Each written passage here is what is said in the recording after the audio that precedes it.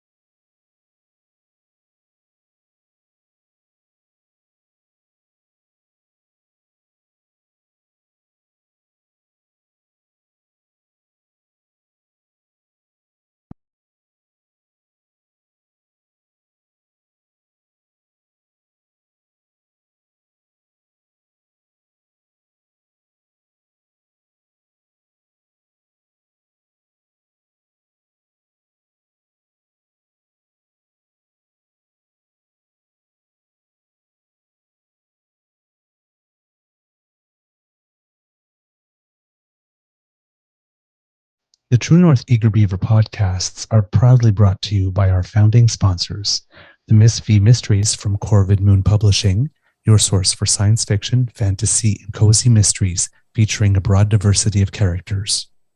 CanadianTarot.com, your uniquely Canadian online eclectic tarot community and forum, and the Peppermaster, hot pepper sauces made from fresh farm ingredients to thrill your taste buds and expand your mind.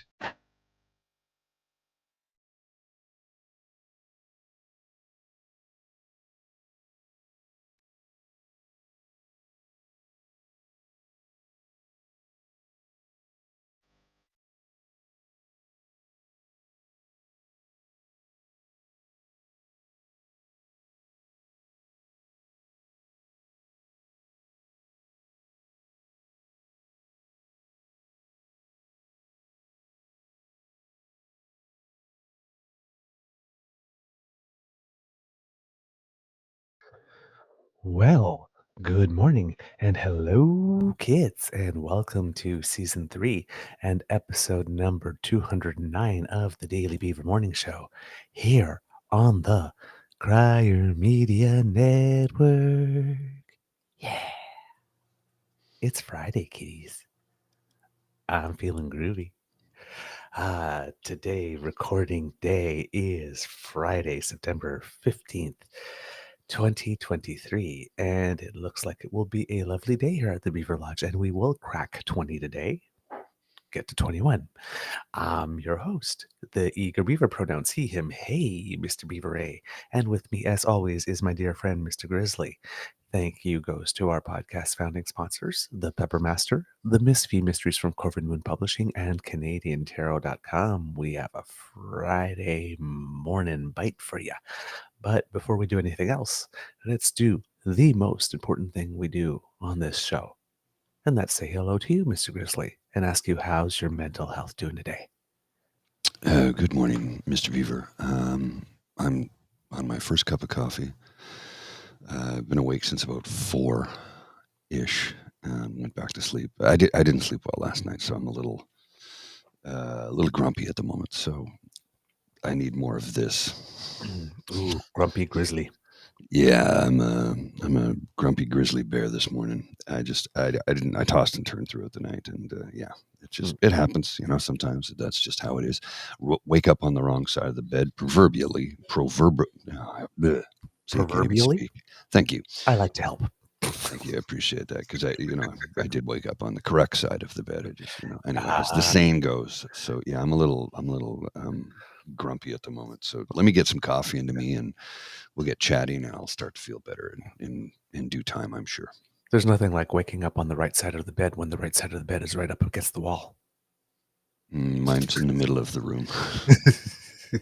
I keep it in the middle of the room intentionally. See, now if we had a big budget right now when you were talking about the coffee, right? Mhm. That's where we would have had something like splice in, like a sort of like a scene from ER. Doot, doot, doot, IV, stat, coffee.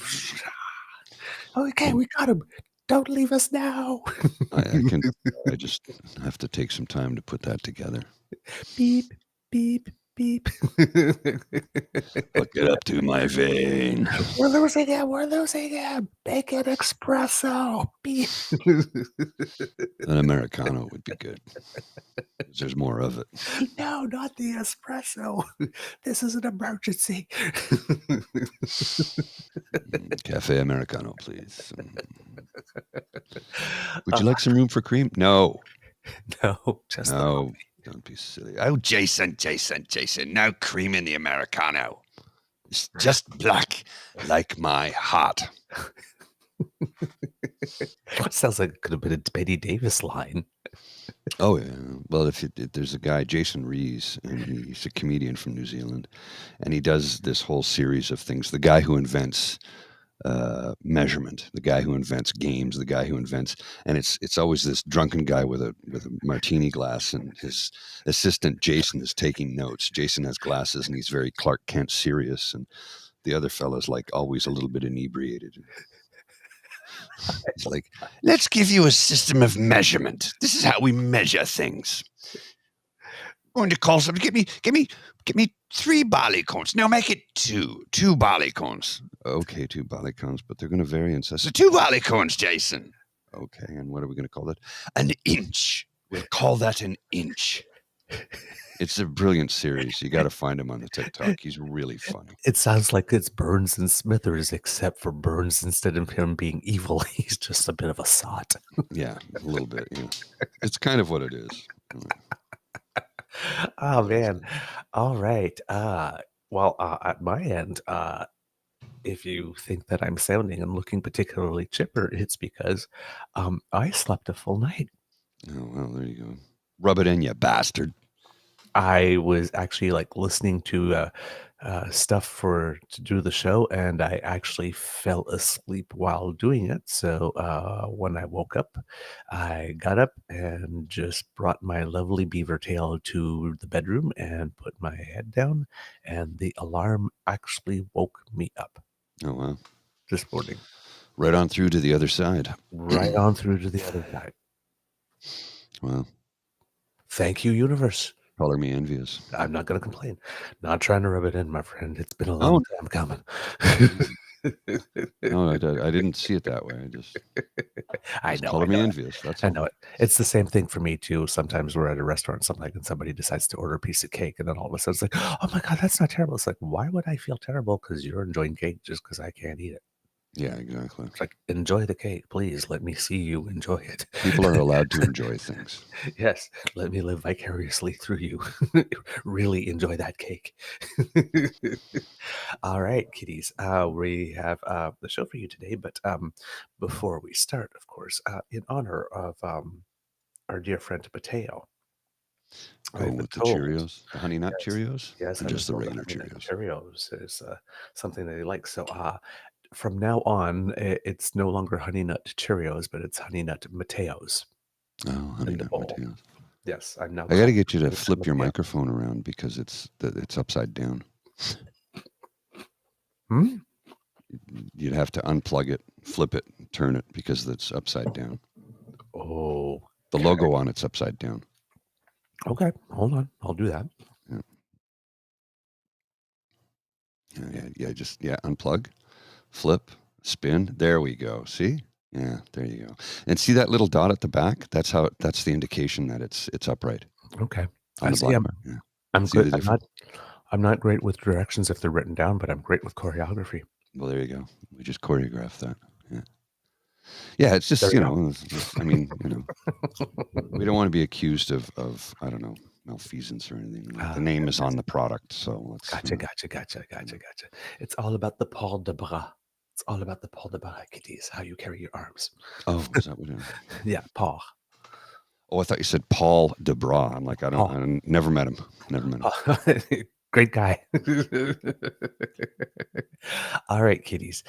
Do you have anything with which you'd like to start, Mr. Grizzly?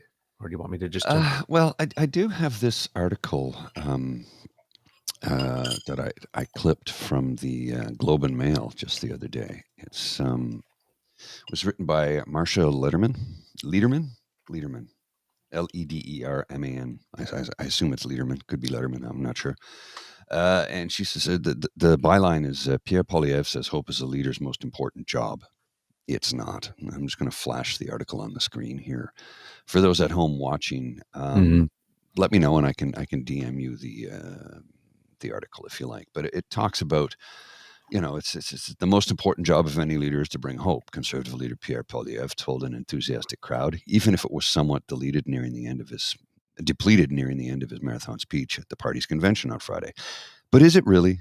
Unlike many other declarations made in that speech, this particular statement is a little tricky to fact check because it's not exactly black and white. But I'm going with no. A leader has many important jobs. Bringing hope in particular, false hope, or hope that only applies to certain people, should not be job number one. Creating the circumstances around which hope can be justified, now that's a worthy aspiration for our leaders. They should lay out policies that can logically lead to hopes being satisfied and not just paint a picture of what they think might look like. And Mr. Poilievre was a strange picture at that. Employing Leave It to Beaver-esque imagery, Mr. Poilievre conjured that the Canada he apparently finds ideal and hope voters do too. Couples on front porches of homes they worked hard to acquire. Kids playing one last round of street hockey before going to bed without argument. A Canadian flag in the front yard, shopkeepers sweeping storefronts and waving to seniors driving by. How are you doing today, Mrs. Cleaver? That couple on the front porch with the flag has a cold drink in one hand, a paycheck in the other. They look into each other's eyes in a way that can only say, the hard work paid off. The sacrifices were worth it because finally we're home. What sort of retro vision of Canada is this? Who wrote this nonsense version of Make Canada Great Again? Our paychecks are direct deposited now. Didn't I say that? Mr. Poilievre, and unfortunately, that Canadian flag has been sullied by your pals in that convoy that occupied Ottawa for weeks last year. Or was that your point? With the Prime Minister working so hard to erase our memories, Mr. Poilievre stated, it's easy to forget how good life was and how good it can be. But for whom was life so good? Canada's ideal future cannot be about going back to some idyllic pastoral suburban dream that Mr. Poilievre's speechwriters have conjured from selective memory and that can no longer logically exist. The future we need a leader to be thinking about is one where we can all move forward to a more sustainable, inclusive, and yes, affordable society. And red herrings like suggesting Justin Trudeau is working so hard to erase good memories are just insulting to Canadians' intelligence. Are referring to the hell Mr. Trudeau has caused to people's lives, or stating that before Mr. Trudeau came to power, Canada was rich, affordable, and safe. Anyone with half a molecule of critical thinking skills can tear those statements apart. Further, the good old days weren't so good for everyone. A lot of people, women, LGBTQ folks, people we called visible minorities, were barred from this selective version of a picture-perfect Canada that Mr. Poilievre thrilled his audience with. When he wrapped it up by declaring, these are our people, this is our country, to whom was he referring? To whom does he believe this country belongs? Over and over, Mr. Poilievre promised common sense. Some of us are old enough to remember Mike Harris's common sense revolution and to remember that it wasn't so great for a lot of Ontarians. Just ask the people of Walkerton, Ontario about their water, or the public sector workers whose jobs or salaries were cut, or the people struggling on social assistance who were told to budget with a welfare diet, with helpful suggestions such as haggling with shopkeepers over the price of dented cans of tuna. Hope is what Canadians need now more than ever, Mr. Poilievre said. But hope without reason is folly. Further, our hopes need to be tailored to the reality around us. Climate change, population growth, the need for density, and a radically changing employment landscape. We need to be thinking about moving forward, not back to a lost time when certain people could afford single-family homes on cul-de-sacs or other streets quiet enough to safely host their kids' sport of choice. This false nostalgia is not productive. We are not all owed a house with a front porch when our country is burning and housing is scarce. And to pin that on Justin Trudeau alone is simplistic and dishonest. Mr. Poilievre is smart enough to know that. Let's hope Canadian voters will be too. Ooh, who wrote that again? Sorry, I didn't realize I had that on the screen the whole time. That's all right. That's all right. Hang on, let me just Marsha, is it? Marsha Lederman, Lederman. I'm not sure if it's Lederman or Lederman. I've never heard her name before, but I like the way she writes. Well, it's an opinion piece, and here's the thing. I was kind of said the same thing the other day. I'm not so eloquently. I'm not as eloquent. I'm not a writer. I'm not that smart, but I can see through bullshit. And he just was shoveling it like crazy. Like I said, put your hip waders on. Actually, time for the chest waders because it's getting deep. Mm-hmm. Like this, and she nailed him. But a lot of the questions: who is our? Exactly. It's a dog whistle. It's a dog whistle to white people. The, as Stephen Harper said, old stock Canadians. Yeah, our country, the real Canadians, because that's the all the people that are using real. Yes, in that context, if they're calling and calling other people divisive, as soon as you say real, you've created a category of people who are unreal, I guess. Well, it's this whole bit about sitting on the porch with a cold drink in one hand and a paycheck. That's pure Americana. It's total bullshit. But because we're talking. Well, I mean, remember he railed on not too long ago about building high density housing around transit nodes. Yeah. So basically, apartments. What porch is there on an apartment? There's no porch. I know. Maybe a balcony. I don't have one. Not every apartment has one. Yeah. No, it's conjured up. It's MAGA. It's MAGA is what it is. It's best moments of the American dream. That's what it is. It's leave it to Beaver, like she said. Instead of the American flag flowing from it's the Canadian flag. Yeah. Instead of a beer and a paycheck, it's a cold drink and a paycheck.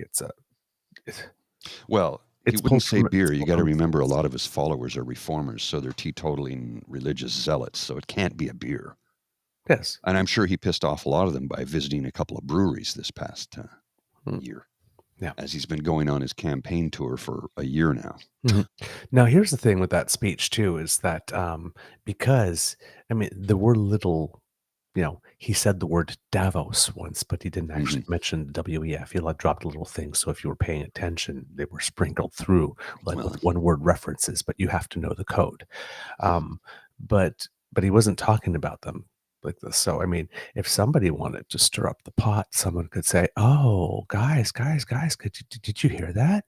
He talked for a whole hour and something and never once mentioned vaccine mandates explicitly or the WEF or all those things. He was just talking about housing, and he's pivoting to the center just like O'Toole did. He's going to sell you out just like he sold out the convoy. Oh yeah, he mentioned them in the speech. He mentioned truckers and had his wife do it too. But oh no. He's going to sell you out just like he sold out Jeremy McKenzie. Guys, pay attention. He's pivoting to the middle. Yeah. He's not talking about your stuff anymore. Yeah. Yeah. He's losing his extreme right-wing base.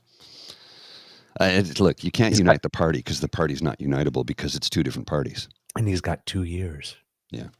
Because it seems that the Prime Minister made it very clear while he was talking that there's nothing happening before 2025.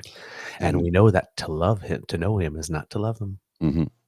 Well, and Jagmeet wouldn't be bringing down the government because he's biting off his own nose to spite his face. Well, number one, his party's not ready. But number two, if the whole reason for the confidence and supply agreement in the first place was, and if we go back, remember, he said that his motivation was the birth of his first child. Mm-hmm.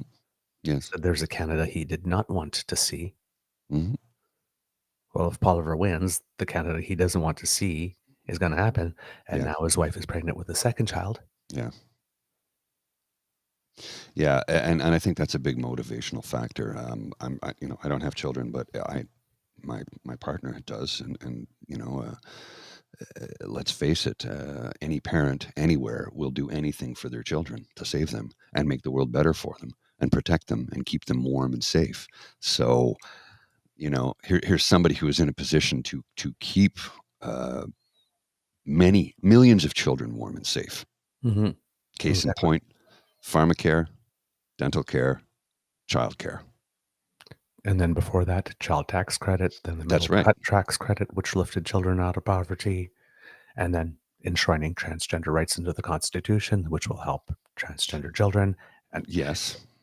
like this legalizing pot, which will save a lot of people having criminal records, Hmm. especially for committing the crime of, let's say, driving or walking or hanging around a park while being black or Yeah. indigenous. Um, again, this prime minister has been transformative in many ways that people are not recognizing yet. You know, you're absolutely right. And in ways like when I look back at Lester B. Pearson, what he did in a minority government, Mm.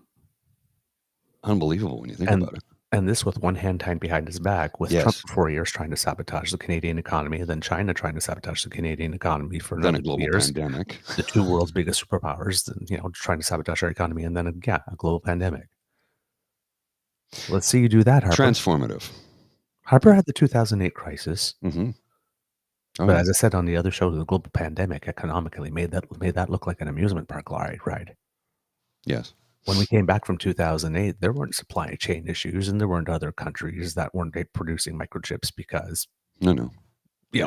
they were building hospitals quickly instead to take care of their people, the people that would be producing the chips and all that kind of stuff, right? That shipping routes were closed, that you didn't have to deal with that like this. Oh, yeah. And then a whole bunch of people deciding that they were going to give the whole nation an entire bear hug Mm-hmm.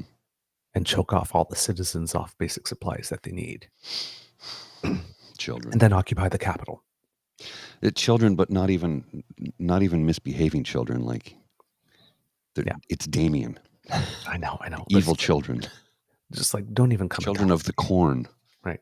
And then they're talking about, all the time, like Trudeau added so much more to the debt until the pandemic. If you're actually looking at data from that, like, liberal. He was paying it down. No, he wasn't paying that down. No.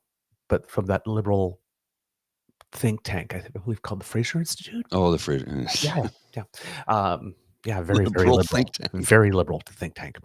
If you actually look at their stuff, with debt per prime minister and all that kind of stuff. Well, when you're looking at debt per prime minister per capita, Mm-hmm. up until the pandemic, even though Prime Minister Trudeau was spending more and taking on the small deficits Mm-hmm.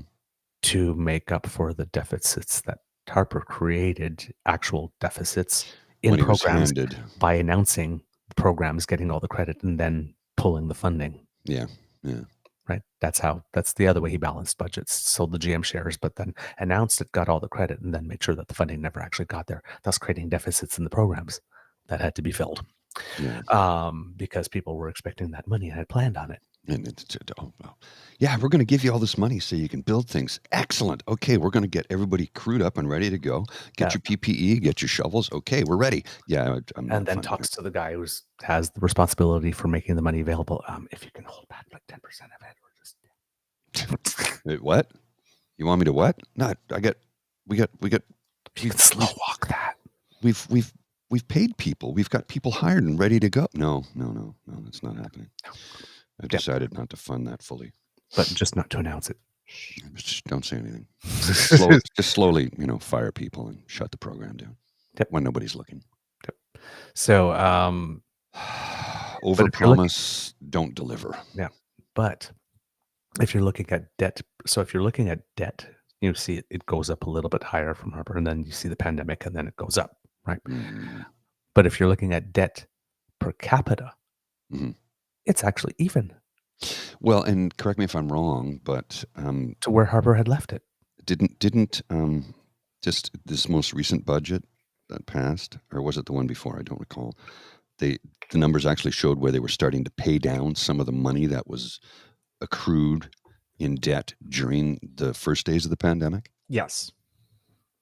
Yeah.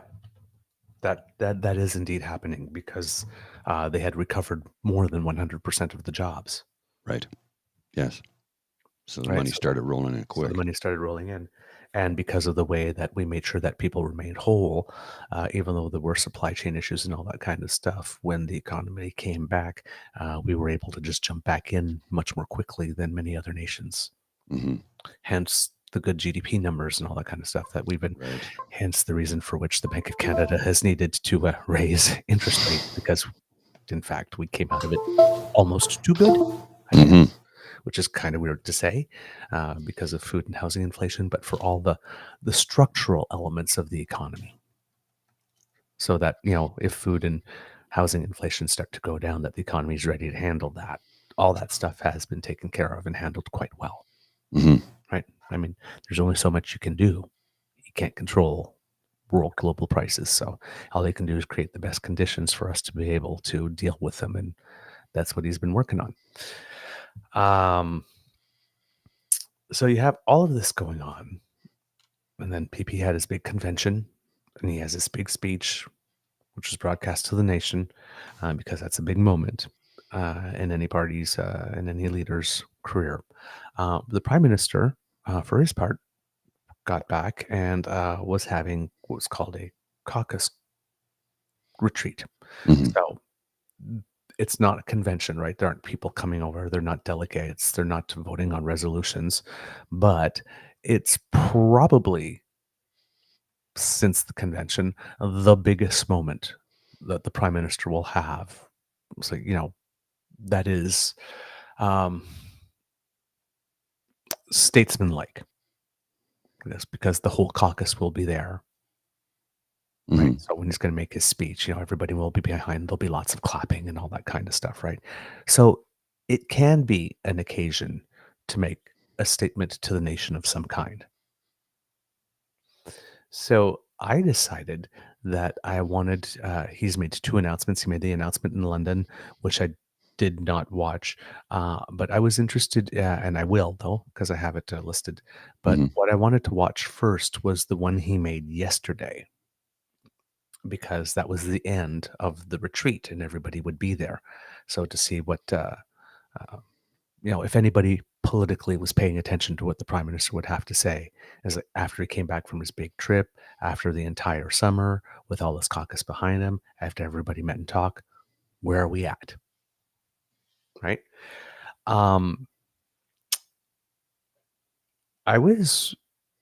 haven't gotten entirely through it. That's one of the reasons I was late today. So we'll probably watch the end together. Okay. But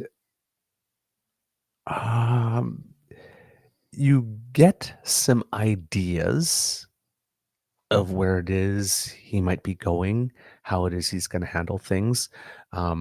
Yesterday we talked about the strategy, the announcement, the housing, pardon me, the housing announcement in London, and how, given that there are many cities in Canada, and this seems to be a template, that what we're going to have is a series of these announcements over time, Right. and building the image of a prime minister who is working collaboratively with municipalities and other partners in order to get stuff done. Seemingly, I'm guessing, if everything follows the London model, maybe with funding at least enough that might tackle the homelessness issue One would hope. a bit more. Because if in a year or so you can reduce by a certain amount the amount of homelessness that everybody on the street walking by notice, that could be a way. It's like it still doesn't get a whole bunch of people into apartments or whatnot, but at least they notice that things are improving pretty quickly. So that could be a strategy there, but it also creates a series of positive announcements with him doing positive things, working positively with people and proactively, whereas PeePee is just out there telling us how everything is broken. The other thing is that PeePee's big announcement, housing announcement strategy, the same one he made in his speech. So he basically re-announced that, his 2 plans. His plan is basically the Housing Accelerator Program plan that Trudeau and the Liberals passed in 2001, except Right. he has more sticks. He will punish cities that don't Yeah, I meet saw that. targets, whereas the prime minister does not plan to punish cities that don't meet. If you don't meet the targets, trust me, you're going to have other problems as a city anyway. You don't need to be further punished. Well, this is the thing, and the other thing I noticed about his help, whatever I don't know what you want. He's setting up a snitch line for NIMBYs. Yeah, they A love NIMBYism snitch line, like that's. And again, but remember, these are the people that are calling everybody else divisive. Yeah. Snitch on your neighbor. Yeah. because he's a NIMBY, because they don't want this in their backyard. I'm like, you'd be the first guy to be that NIMBY. Right. You'd be the. I'll tell The you guy what. doesn't Why don't want we the set up a homeless shelter next to Stornoway? The guy doesn't want the governor at the Bank of Canada, doesn't want the prime minister in his seat, doesn't want journalists at his convention, doesn't want liberals to show up as observers at his convention. I mean, come on. He's already shown us the kind of guy he is. Check it. Ooh la Step la over. la la There you la go. la Look, la. she's got the new hat. The new hat. Fashion, baby. Turn. There you go. See? Ooh. There's the new hat. See you. Okay. Have a good day. That's love. I love love. Mm. Ooh, that was that Fox modeling the merch. Yeah, I got a new hat as well. So I like it. All right. So that's sort of laying the groundwork. So PeePee, and this is not the first time, right? I think there was another strategy recently where Poilievre saying, "No, this is my strategy," and turns out it was they stole it. Yeah, Mark Gerritsen was mentioning that in the interview. I can't remember off the top of my head what it was. So basically, yes, it was. And now like Linda M says, Skippy's taking credit for the Trudeau announcement, claiming he stole the idea from them, but he actually stole the idea from the Housing Accelerator Fund. He just decided, like, if you don't do it my way, I'm going to punish you.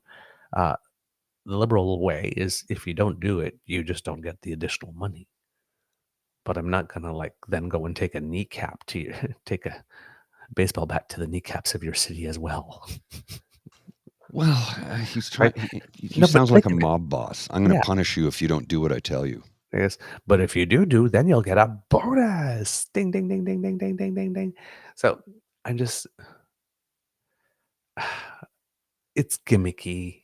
Mm-hmm. I'm a tough guy. And meanwhile, you got the prime minister says, "I'm just going to put my head down and do the work." Yeah, that's really the important factor here. Okay, so I this press opportunity could have been something he decided to make big and flashy. And he's handling this as business as usual, which was a very interesting countertone, given that PeePee has decided that his way forward is to make a lot of noise and flap his arms a lot and move a lot of wind, but be very thin on the how. And even when he does try a how, it's, you have to build 15% or I will punish you. It's not. And then the people from whom he wants the increase in 15%, he refers to them as gatekeepers, which really motivates them. Well, and I'm pre-villainizing you, and then I'm telling you I'm going to punish you, because if you don't do things my way, while I'm claiming freedom.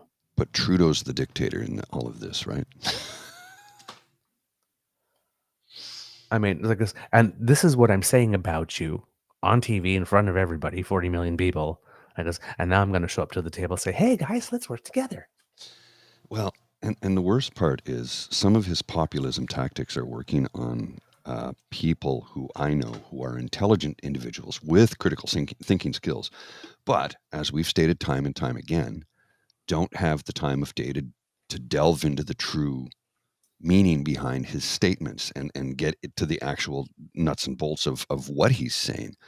So that's why we have a show, is because we want to inform Canadians as much as we possibly can. Now I realize our footprint is very tiny, but the bigger we get, the more we can let people know the truth. And we will always tell the truth about every politician, every single one. If you do bad, we're going to tell on you. If you gaslight people, we're going to tell on you.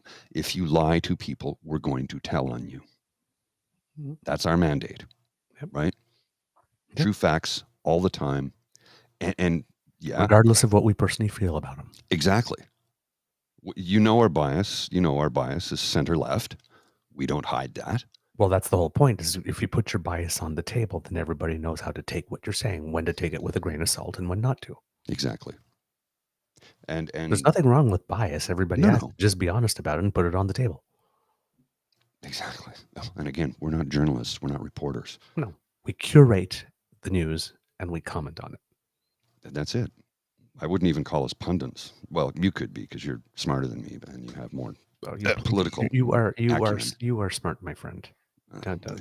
stop doing that. Remember, there are 24 different types of intelligence: I spatial suppose. intelligence, musical intelligence, mathematical intelligence, just movement intelligence, social intelligence, emotional.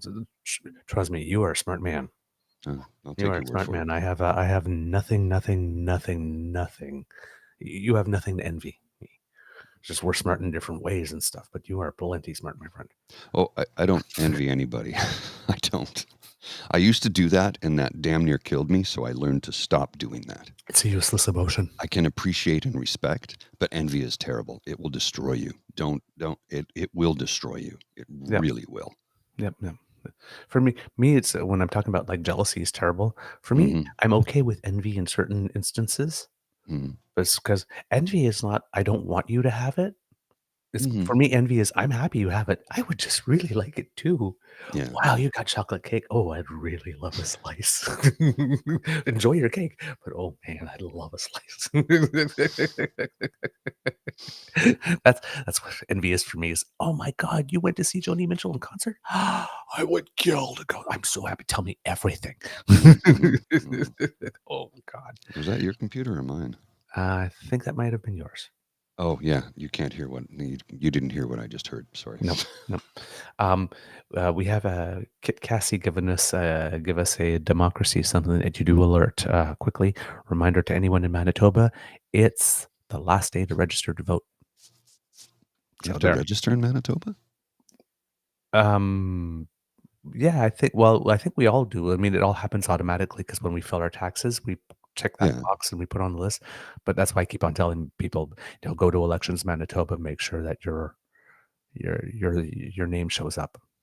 Okay, because I know that I've shown up to vote in the past, and my name wasn't on any list. So Oh no, yeah, yes, you can always show up on the day to vote too with the vouching and all that kind of yeah, stuff. I just handed them my driver's license and a credit card Yeah. and a passport, and they're like, "Yeah, you're good." Yeah. There's always a way to get on the vote but we do have because we do that, because we have that, we don't talk about our registration system, but we do have technically a registration system. It's just really seamless up here. There was another comment I saw earlier that I really wanted to read, but the kids are commenting a lot and fast. So I think it went by. Well, Oh, well. here's one. Here's one from there we the go. Toronto Star from yesterday. It was keep notwithstanding clause out of school pronoun policies. Justice Minister states. You're opening up a whole other subject. Oh, sorry. This is Scott Moe being Scott Moe. Yeah, but another example of freedom, right? Mm-hmm. Freedom, Strip human small rights government. from kids. This is not small government. This is government all up in your grill. But yes, Scott Moe is now thinking about, oh, you want to fight me on this thing like this? Well, I'm going to use the notwithstanding clause. Now, that immediately made me think of our interview with Murray Billett. Mm-hmm. Because back when the Supreme Court had decided that it was illegal to discriminate against gay people, Alberta was considering using the notwithstanding clause at that moment. Mm-hmm. I guess, and then they decided ultimately against it because it would probably be political suicide. Yes. 25 years later.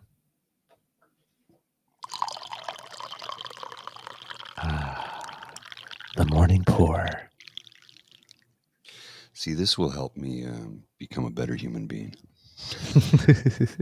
Better behaved human being, anyway. So it's less angry. Yeah. So Scott Moe, I guess now. Hey Mo. But I mean, he's literally talking now about using the Constitution to suppress a child's right to be a human, to dehumanize a child. And he's convinced he's right. That's the worst part. He's convinced he's right. When you have justice ministers saying, dude, you're wrong. And millions of other Canadians saying, dude, you're wrong. Yeah. So again, when coming back to that original article about a leader's most important job, that's not it. If Pierre Poilievre is saying that a leader's most important job is to give people hope, Well, invoking the notwithstanding clause to force a child to live according to the state's values and the state's values as determined by the leader of the day, of the government of the stripe of the day, and not where society is in general. Whoa. Again, when we say this, like they don't want to govern, they want to rule over you, they want to lord over you.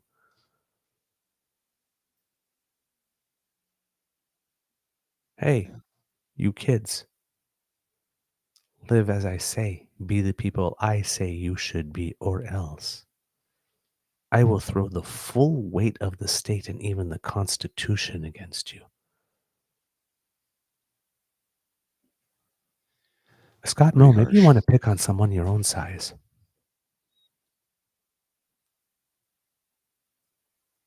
Maybe you want to pick on someone your own size, Scott Moe. Now, I know the children on whom you're praying are of superior intellect. So that would not be a fair fight. You'd lose. Well, yeah. But you're the premier. You have all the power, and they are children, vulnerable children.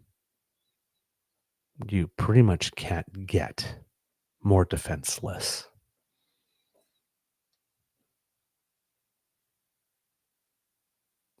And you're already leading in the polls by so much. So you're just going to bulldoze all over their humanity and their rights just because you can. Because you don't even need this for a 2% bump in the polls.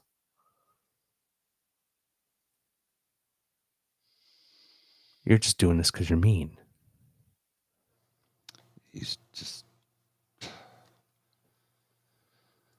You're just doing this because you consider yourself their better, and they are lesser than.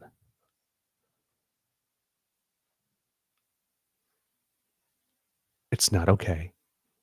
It never was okay. No. And it never will be okay. And politically, I hope you get yours for even suggesting it. It's just the people who are saying leave the kids alone are looking at the wrong people. Mm-hmm. Well, did you, I don't know if you caught the tweet from, do we call it a tweet now or a post? I don't know. I'm still calling them tweets. From Pierre Poilievre about we got to end wokeism in school libraries. Okay. Did you see that? I'm just asking if you saw it. No, I didn't see that, but I really want to discuss the Trudeau press conference. Keep going. I'm just bringing up points, that's all. I'm trying to find it here. I don't know if you saw it or not. Well, let's bring up the press conference. I got the clip. I know. Oh, my God, this guy. What? Squirrel. ADHD. I can't help it. I don't have medication for that yet. Not you. The thing you just told me. Just. Well, no. Let's go to. Exhausted. Let's go to. Okay, no. We'll switch to. No. I'm so exhausted by that. Not that. I'm so exhausted by this stuff. The woke stuff. The anti. Oh. Well, no. Did you hear about what he did though? No. That's what tell me. Oh. I'm just discouraged that there's more. Oh, no. This one's classic. So he says, we need to end this liberal wokeism. Story in the CBC about schools in the province of Ontario pulling books off the shelf that were published before 2008. Yes. That is a Stephen Lecce, Minister of Education, progressive conservative policy. So he's saying end wokeism. I'm like, it's a conservative policy, Pierre. It's a conservative policy. They removed the Diary of Anne Frank. I know. Yeah. It's a conservative policy, though. That's the best part. He railed on about it, thinking liberal wokeism, but it's a conservative policy. Yes, because it was written in such a way that it could be interpreted so broadly that the people that are living in fear of losing their livelihoods or their jobs are overcorrecting. Yes, because the language written in that mandate, I don't know, bill, whatever you want to Or call it, regulation or whatever it is, yeah. it's just so broadly based. It's like, okay, just remove everything.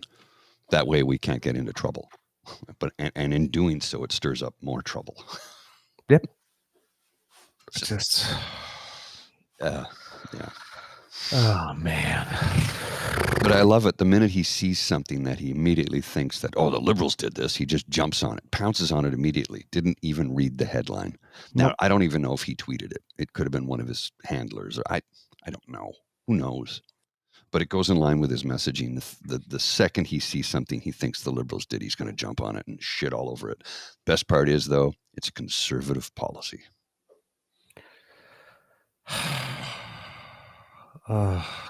Cassie says, here in Brandon, Manitoba, the school board stood up to the one trustee and her convoy supporters who wanted to ban books. Yes, thank you. We need more of that, please. Yeah. Again, we have to start running for stuff. Mm-hmm. So they have a concerted strategy to start with the school boards. So he's like, you got to show up at the school board meetings. You got to be there. You got to listen to see if that one parent's going to come up here and say that crazy stuff. And when they do, you need to put your hand up and say you go to the mic to provide the ratio. Because again, the people at the council only go by who comes by and who writes and whatnot. And if it's all of them that come, well, then they think that the problem's bigger than it is. And then they say, oh my God, I need to take action on that. So we need to be there to throw our bodies in there as well to saying, no, they're actually really nuts and they don't speak for us. It's get saucy. That's why school boards are very important. We need to encourage decent people to run for positions. And then you need to encourage other decent people to actually get out and vote for the trustees, because those are the elections where, even in municipal elections where the votes are low, there are people that don't fill in the trustee section. Mm-hmm. So a very, very small dedicated group with a bunch of people that are going to absolutely show up and vote can really, really just wrestle control of a school board away from a city. It's almost, and I know this because, for example, in Toronto, for example, the Toronto Pride Committee was wrestled away temporarily from the gay community itself. And then other causes became its main cause for a while. It's very, very easy. Or like that charity that True North Media bought. Mm-hmm. That was supposed to be used to relocate British expats or something like that. It seems that there's like at least the last article I read, which was from a while ago, there's still a tiny sliver portion of money I think that's used for that, but that's not what they do now. Let's be honest. Right? They're not relocating. They're not helping expats settle in. No, they're not.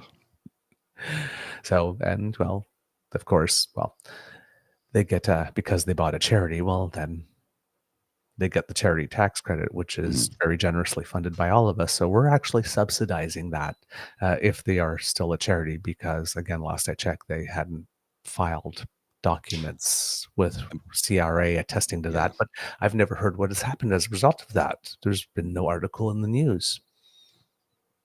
Of course. So I don't know if they have updated their stuff and everything's fine, or they haven't, and Revenue Canada has just decided not to pursue it or something. But it just doesn't seem to me that charity is fulfilling what its original mandate is, and I'm not sure if they've updated their mandate and would they still qualify to be a charity under a new mandate. We don't know. All right. And that's good to read, Cassie. What? Some of us progressive conservatives are pushing back on the reform conservatives. Yep. That's a good thing, because I know there's a lot of progressives left in this country. Oh, yeah. Left, and you get the joke. You get the joke there. Left. Oh, man.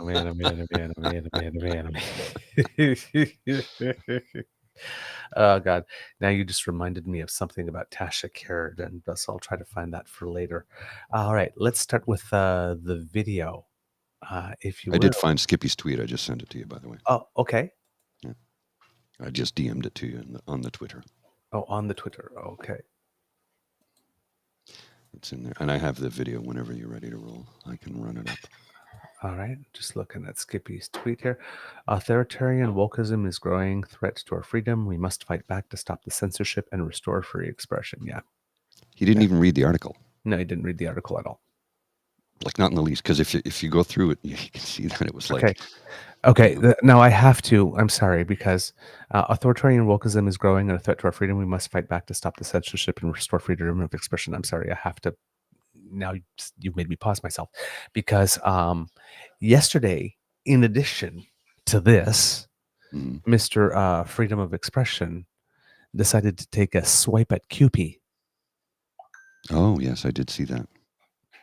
Because he received criticism for having used the PA system directly from PeePee. And PeePee, if I remember correctly, really laid into him. Oh, yes.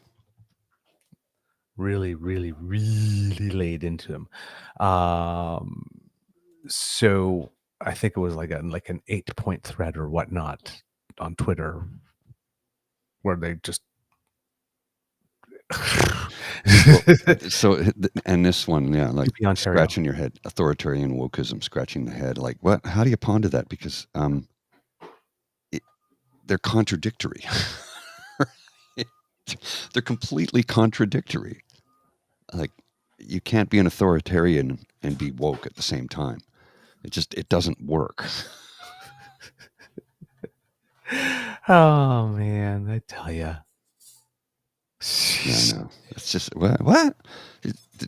I know two things can be different, but this doesn't. This is nonsensical. They're literally right. Yep. Double speak. Well, I like one of the comments here. It's clear that you didn't read the article, Pierre. This directive came from Doug Ford's Minister of Education, Stephen Lecce. You know, the same one who worked directly for Stephen Harper. And that's true.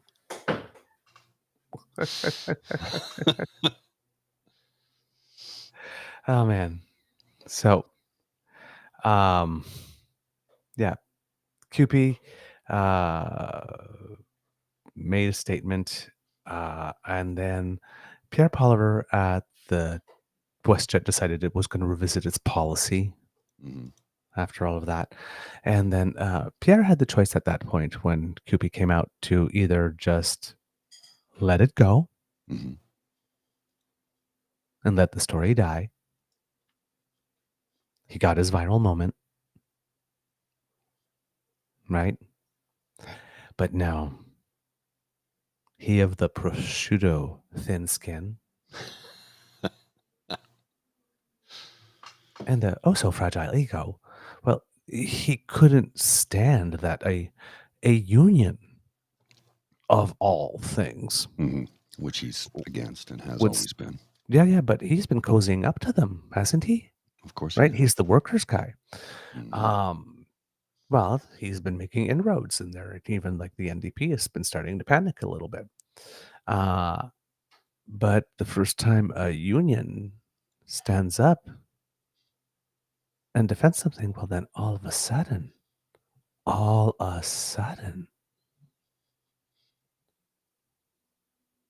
he's demanding an apology from the union.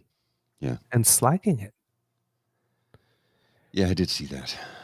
So you can remove the glasses and you can put on the contacts and you can put on the I'm jacked girdle and you can overlay soft music on top of some commercials, but he just can't resist being a little bitch. There's a proverb in French, chasser le naturel revient au galop. That which is natural, which gets chased away, comes galloping back. He's a dick. Oh, yeah. He's a bag of micro dicks. Yes, he is. And he just can't resist. So all that work he's been putting in, like for the last year, I'm the workers guy, kind of just all torched that. Yep. He just And decided to just flambe that because his poor little ego couldn't handle it. couldn't I handle mean, that being told that maybe on 9/11. that And you was a guys still got bad some idea. people turning around saying, oh, it was a chartered flight. It was not a chartered flight. If it was a chartered flight, it would Wasn't. be one thing. Because it was not a chartered flight. It was That's an the additional backpedaling. flight that WestJet put on the schedule. Yes, which was primarily filled with CPC convention delegates who were going home, but not exclusively. Well, and you did see that thing floating around that I think you commented on, and I just sort of shook my head. It was like I'm like, there's no way there's any truth to that about how $5 from every ticket for WestJet goes to the CPC. I'm like, there's no way there's any shred of truth to that. No. No way. Yeah, somebody's trying to stir the pot saying, WestJet president, because apparently they got the okay from WestJet to use the PA system from that, and that WestJet, and somebody was blaming the employees. I think, somebody was trying to blame the staff as well. So again, that'll work well for you. Yeah. Again. But yes, somebody was saying, "Oh yeah, you hear $5 from every ticket," and it's like, well, first of all, corporations can't make donations. I think Period. Jacques Chrétien took care of that, if I remember correctly. Mhm. And there's something called fiduciary responsibility to shareholders, Yes. and any company that would willfully and so brazenly organize that type of fundraiser and then give the money is inviting a world of pain and hurt from their shareholders. Yeah. Participating Like, that's in my such money. a brazen violation of Elections Canada law. So, yeah, that doesn't pass the BS test, right? But it seems that we have pot stirrers on both sides. All right. Yeah, and, I myself, I'm not adverse to stirring a pot for two. After all, I did tweet that thing. Hey, guys, looks like PeePee's pivoting. He may not be your guy after all. Did I do that? Hey, if we can sow a little doubt in the other camp and have them start fighting each other, I'm not against it. I'm not all angels and rainbows and lollipops. I am evil. I just use my powers for good. Okay. This is a good thing that I'm thankful for. Evil Queen Beaver. All right. Let's go to the Prime Minister, please. He has a message for our friends on the East Coast. Okay, just give me a second while I get this ready to roll. And boom. And let's have a look at this video. Our team has been having constructive conversations and talking about what we need to do to keep delivering for Canadians. We're ready for the return of Parliament. We're ready to roll up our sleeves and ready to keep working hard. Our focus is the same as it's always been, fighting for the middle class and people working hard to join it. We're here in a part of Canada that has seen tremendous growth over the past years. From Volkswagen's generational investment in nearby St. Thomas, where it'll build its first overseas electric battery gigafactory, to construction of the Gordie Howe International Bridge at the border in Windsor, to growth in communities all the way through southwestern Ontario, we're continuing to focus on creating great jobs for Canadians now and into the future. This is a part of Canada where people are proud to work hard and build the things that Canada and the world needs. A part of Canada that has always proudly celebrated its working class roots. Now, it's no different from a lot of places across this country. And the people here are facing a lot of the same challenges as in the rest of Canada, the biggest one being the rising cost of living. Au cours de la dernière année, on a offert du soutien ciblé pour aider les gens avec l'inflation. So I'm sorry, that was the second clip I wanted to show. So there's nothing about the East out there, but that's fine. Mr. Grizzly, I unfortunately need you to talk for a little second because my Beaver Sweetie needs to grab a file.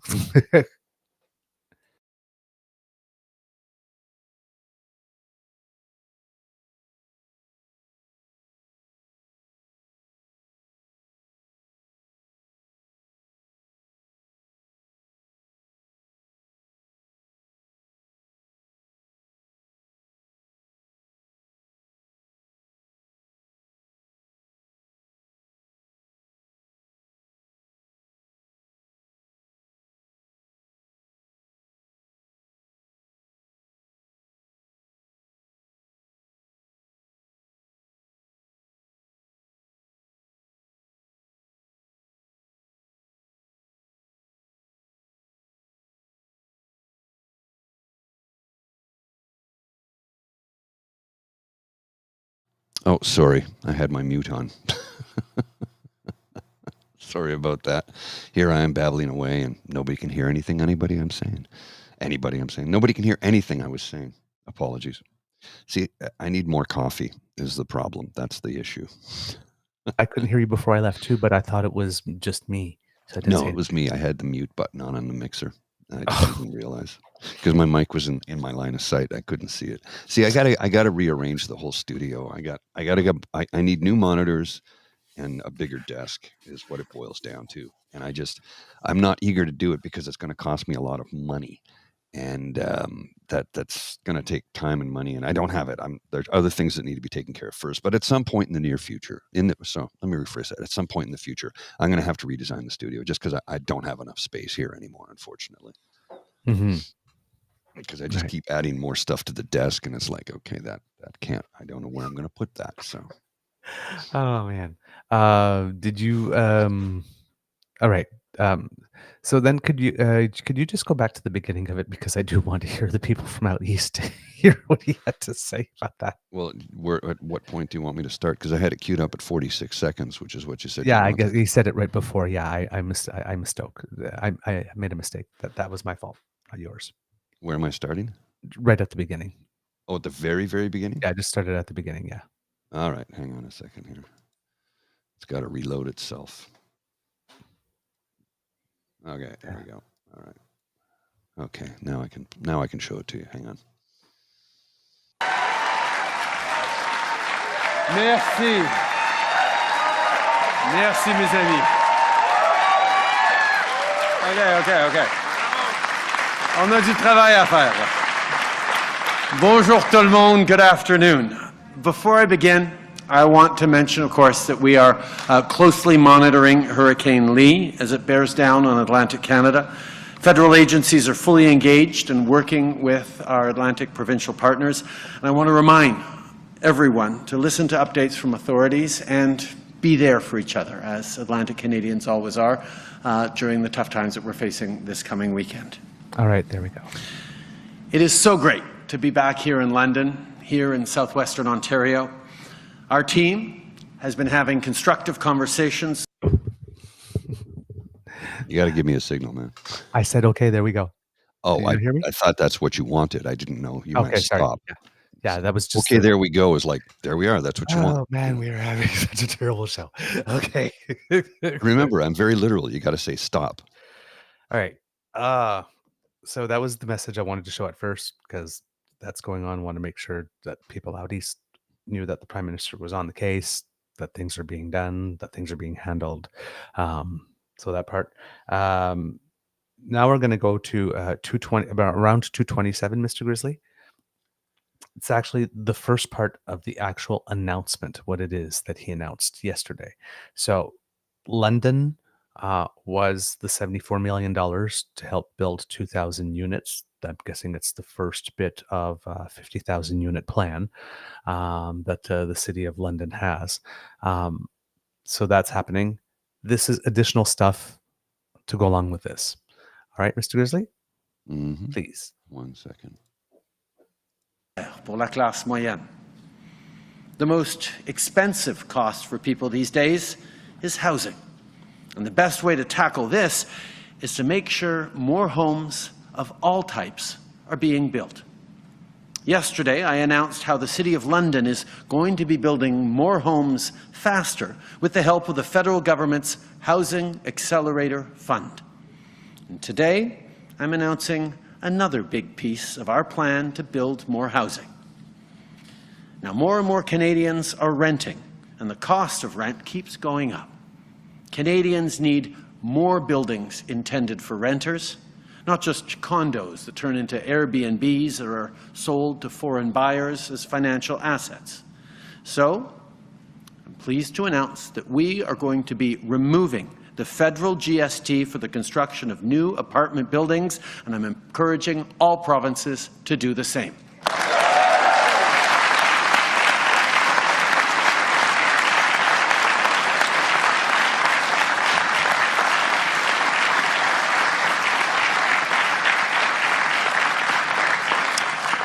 This plan is going to get more apartments built in big cities, in small towns, especially along transit lines, and they'll make sure that there are units with 2 or 3 or even more bedrooms, the kinds of places families can live and grow.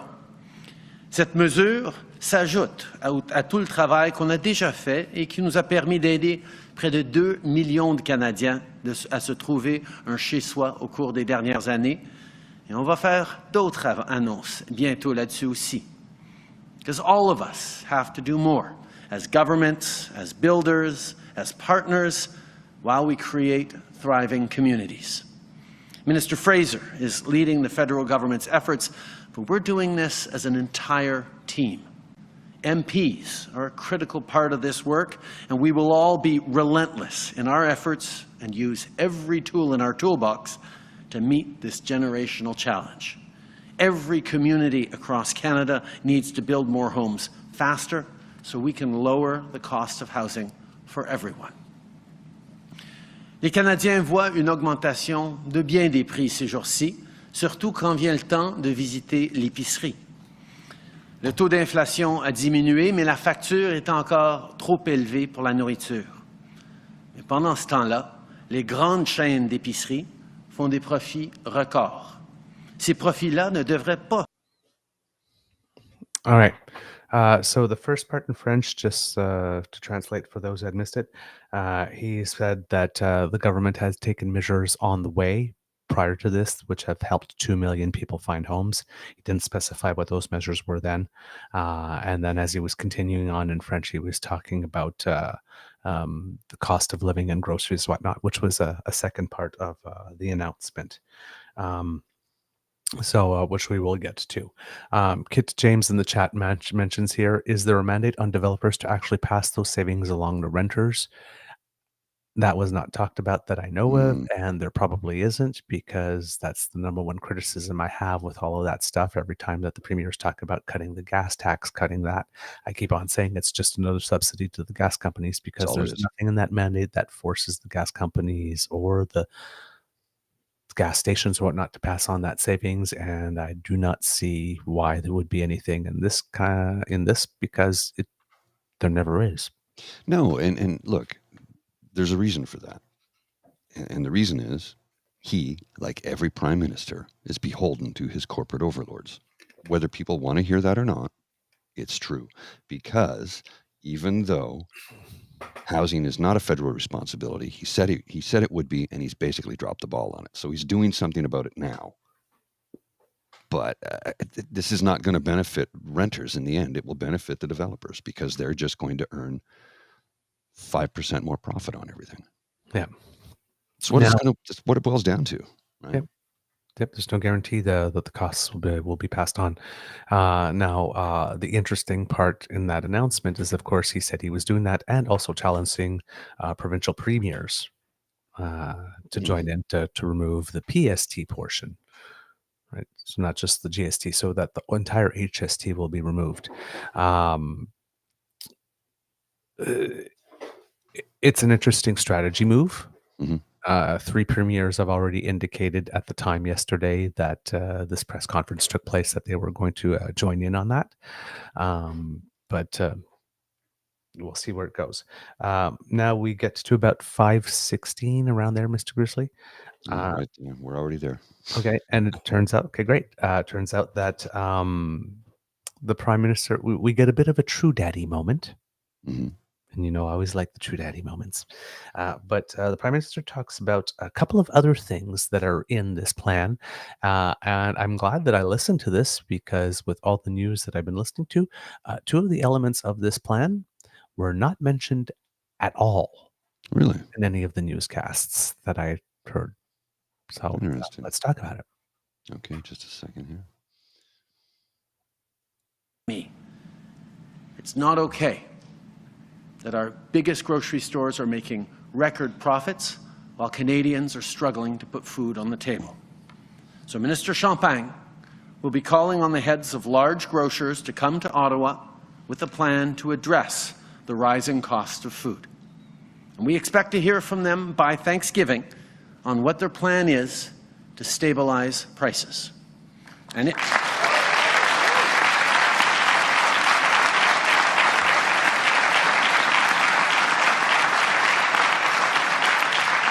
let me be very clear. If their plan doesn't provide real relief for the middle class and people working hard to join it, then we will take further action, and we are not ruling anything out, including tax measures.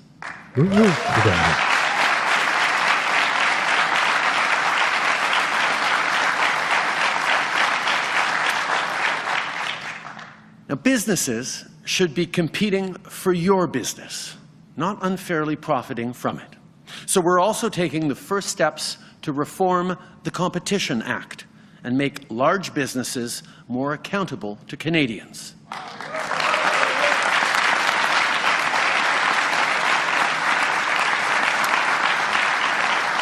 This is just another way we're fighting for the middle class to get a fair deal and creating new opportunities for small businesses.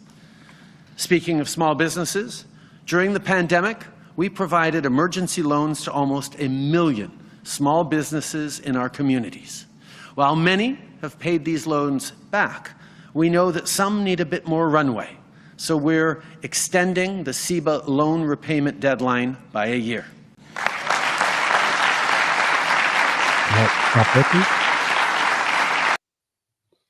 So the reform of the Competition Bureau a little bit, and the CEBA, which was like similar to CERB, but for organizations, for businesses during the pandemic, that didn't make any of the news reports that I was listening to yesterday. Oh, really? Yep. I wonder why. Don't know. And as Kit Cassie mentions here in the chat, accurately mentions, we farmers are not seeing profits of rising food prices. It's the grocery chains. Yes. It's been a while now. Even shipping costs have gone down a lot, but the prices in food had not gone down in a manner that was commensurate with the shipping. So, yeah, Kit Allen, farmers have never seen those profits. That's also true. I believe we call that corporate greed. Yes, at least not at the rate they deserve. Kid James, where the hell's Jagmeet? He should be calling grocery corporations disaster capitalists. He's been doing it with the limited amount of profile that the leader of the fourth party gets. But this is probably a little bit of his influence with the supply and confidence. He said that, he's been making these big pronouncements as how about he's going to be putting some pressure on the government to take some real action, all that kind of stuff. So this is probably a bone being thrown to that side. Again, not sure what it is that the grocers are going to be able to come up with within a month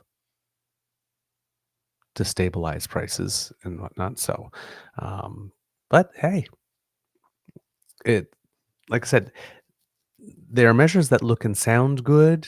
Not sure how they're actually going to be applied. Not sure whether or not the rebates will actually, be given, or they'll just be passed through donations. Thank you very much. We'll take that.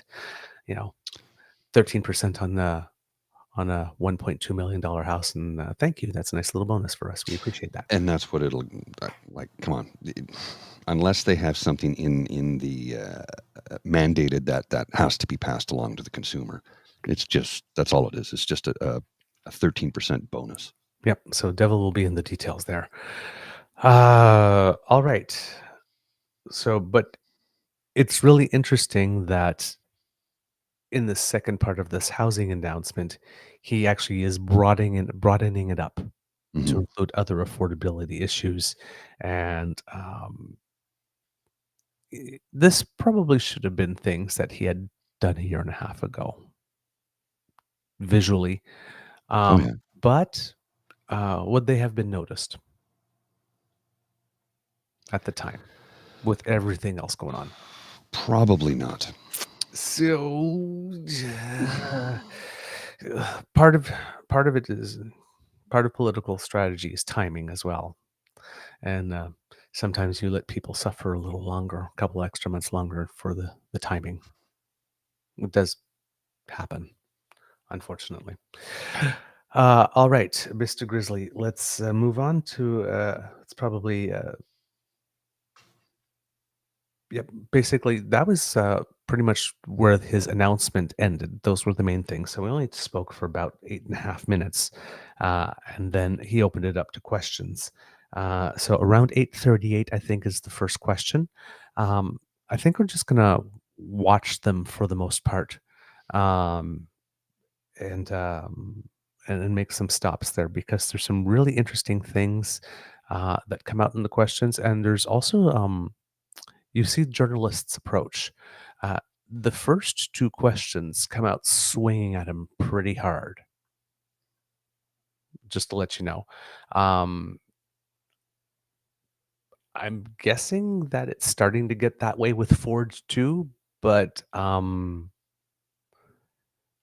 for a housing announcement, they're very, very good questions. Don't get me wrong, but it's just sort of like bang and bang. It's like, ooh, okay, we are definitely adversarial here with the prime minister and just trying to figure out, hoping, let's put it away, that that same degree of verve is now, at least now, going to be applied to both sides because during the Ontario election, it certainly wasn't. Hmm. All right, Mr. Grizzly. Like I said, I have no problem with journalists asking tough questions. I was just like, ooh, they're coming out swinging. Yes. Okay, so somewhere around 8:38, we start with Marika Walsh. She asks a question, has a follow-up, and even as she's asking the follow-up, there's another little in there. Okay. So, Just a second. Here we go.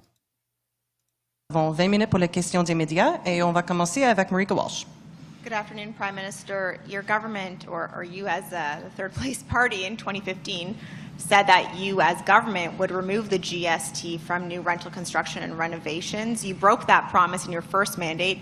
Now, 8 years later, after saying that it wasn't evidence-based and wasn't needed, you're saying it is. Why should voters still stick with you over this? In 2015, we made the commitment to remove GST on purpose-built housing, and we looked at how and what that would have an impact back in 2016, and we decided that building the RCFI, the Rental Construction Financing Initiative, would be a better way of getting things done in the context where they are right now. And that program has led to about 40,000 units being created across the country and led to affordable financing for people building purpose-built construction units. It was the right program at the time, and that's exactly what we did, and it continues. But now, given interest rates where they are, given the challenges that people have in building new apartment buildings, we realize it's the right time to step up with removing the federal GST on purpose-built apartment buildings. And we're calling on provinces, and we've heard already from a number of provinces that are going to do just that, and we will see GST and PST, or HST, eliminated from a large number of apartment building constructions across the country, which will help significantly reach millions of people into thousands of people into getting new apartments. And on...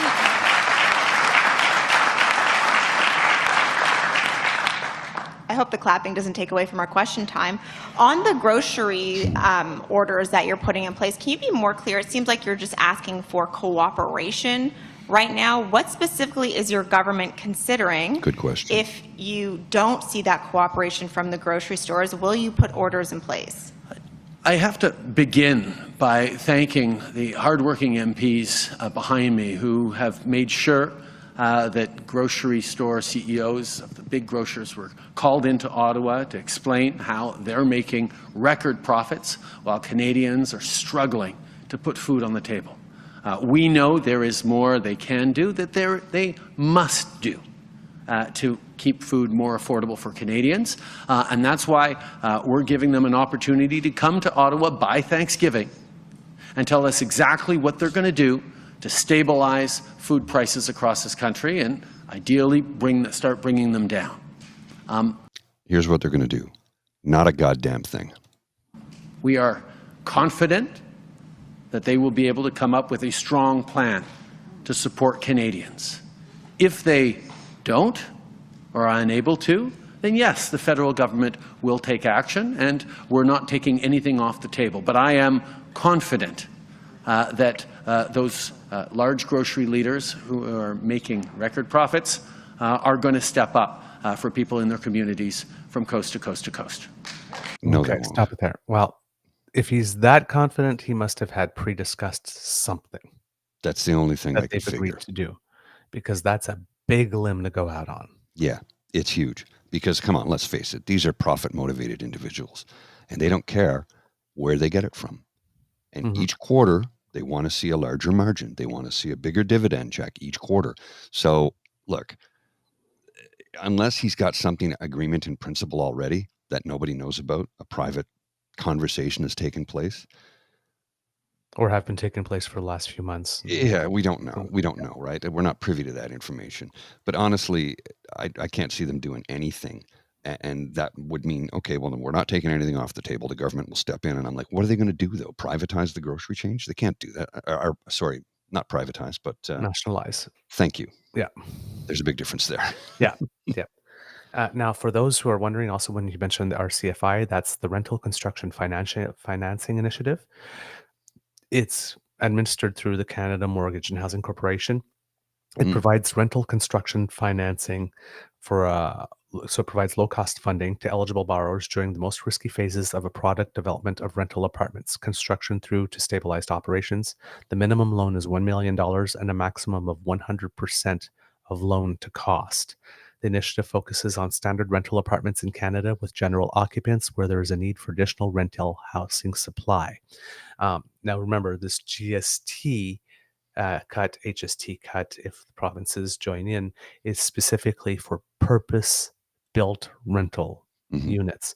So in that sense, in terms of passing down savings, it could more likely happen in terms of passing them on through lower rent, only because the property, the builder, whatnot, is still going to own the building. Would it be one of those... right. Might be one of those things where, you don't need a first and last months when you sign. You just sign in with first month, and the rent will be fixed at this for the first year. Kind of like, those internet service providers that offer you the sun, the moon, and the stars, and then a year from now, it's like quadruple the cost. Yeah, or subscribing to newspaper. yeah. 99 cents a 99 cents a week. Well, I can afford $4 a month. Yeah, and all of a sudden it's $40 a month. What? I didn't see that in the fine print. Oh, it's in the very fine print. Oh, and you can't cancel. You have to call us. You can't cancel online. Yeah, I'm just going to put it on a prepaid credit card and not put any money on that credit card. If you don't put money on your credit card, we've tried to build you. We couldn't. So if you don't, we're going to have to cancel you. Oh, is that a shame? That's a shame. It's a shame you're going to cancel me. Because it's what I've been trying to get you to do for the past 2 months. So basically, at the time you made the promise, they looked at cutting the HST or GST off purpose-built rental. They looked at this. They decided that this program was going to do better at that time. Now we need this. It's basically what's going on. All right, Mr. Grizzly, the next one I believe is at around 12 minutes something. I'll just get that. Around 12:09. Okay, just a second. And I'm highlighting this one because there's a nice team aspect with this, and I hope that the Prime Minister does this much more often. Okay, let's have a look at this then. 15. Yesterday's measure was a policy from 2018 that was in the budget, 2022 that was in the budget. So these delays would appear of your own making. The fact that you have fallen behind in double digits in the polls to the Conservatives, is that something that you need to take ownership of? Because you have delayed these measures that would have made life affordable for Canadians much earlier. Okay, I think what Canadians understand. That was the second question that was boom. That one is not fair. No, but at the same token, you notice his body language when she's asking the question. Look, he's smiling. He's pleasant. He's not afraid to take questions from journalists. He doesn't But get defensive.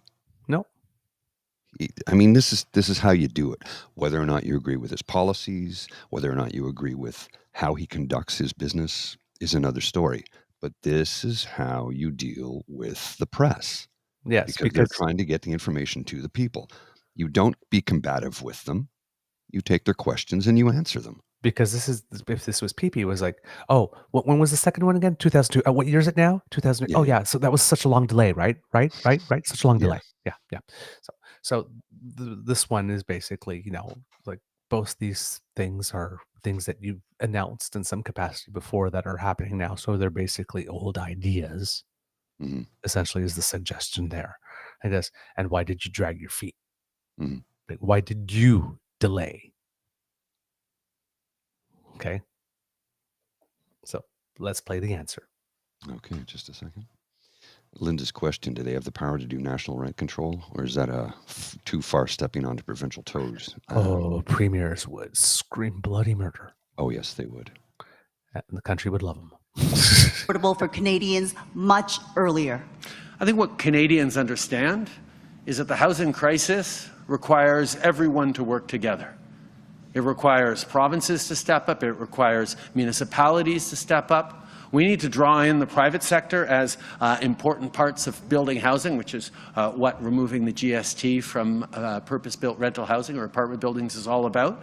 We need to draw in the public sector, the not-for-profit sector, and see it continuing to succeed. So having these conversations and making sure we're building the right solutions for Canadians right now is what Canadians expect of an evidence-based government that is looking at the data and is responding with real solutions to real challenges. But for further discussion on housing, I'm happy to turn it over to Minister Frasier, who will talk about all the programs we're doing and why it takes time to build the right programs for Canadians. Sean.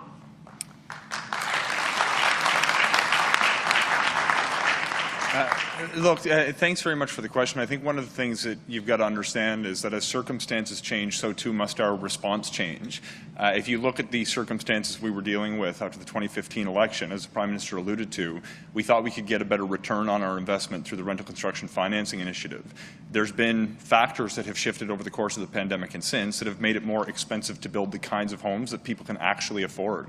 By actually moving forward with removing the federal GST at this point in time, we're going to change the equation, and it's going to grow supply immensely across this country, but it's also going to change the kinds of homes that people build. We're going to see more apartments go up instead of condominiums that'll be rented out or held onto without somebody living in them. And we tend to see that apartments rent for a couple $100 less every month than their comparative condominium that goes up. This is a good deal, and I should say that already since news has broken that this is something we're going to be doing, I've received messages from Minister Calandra in Ontario indicating they're going to follow suit. I've received messages from Minister Callan and Premier Eby in British Columbia indicating they'll do the same. And just recently I've received a message from Premier Fury in Newfoundland and Labrador saying they're also going to do the same thing in order to reduce the cost of building.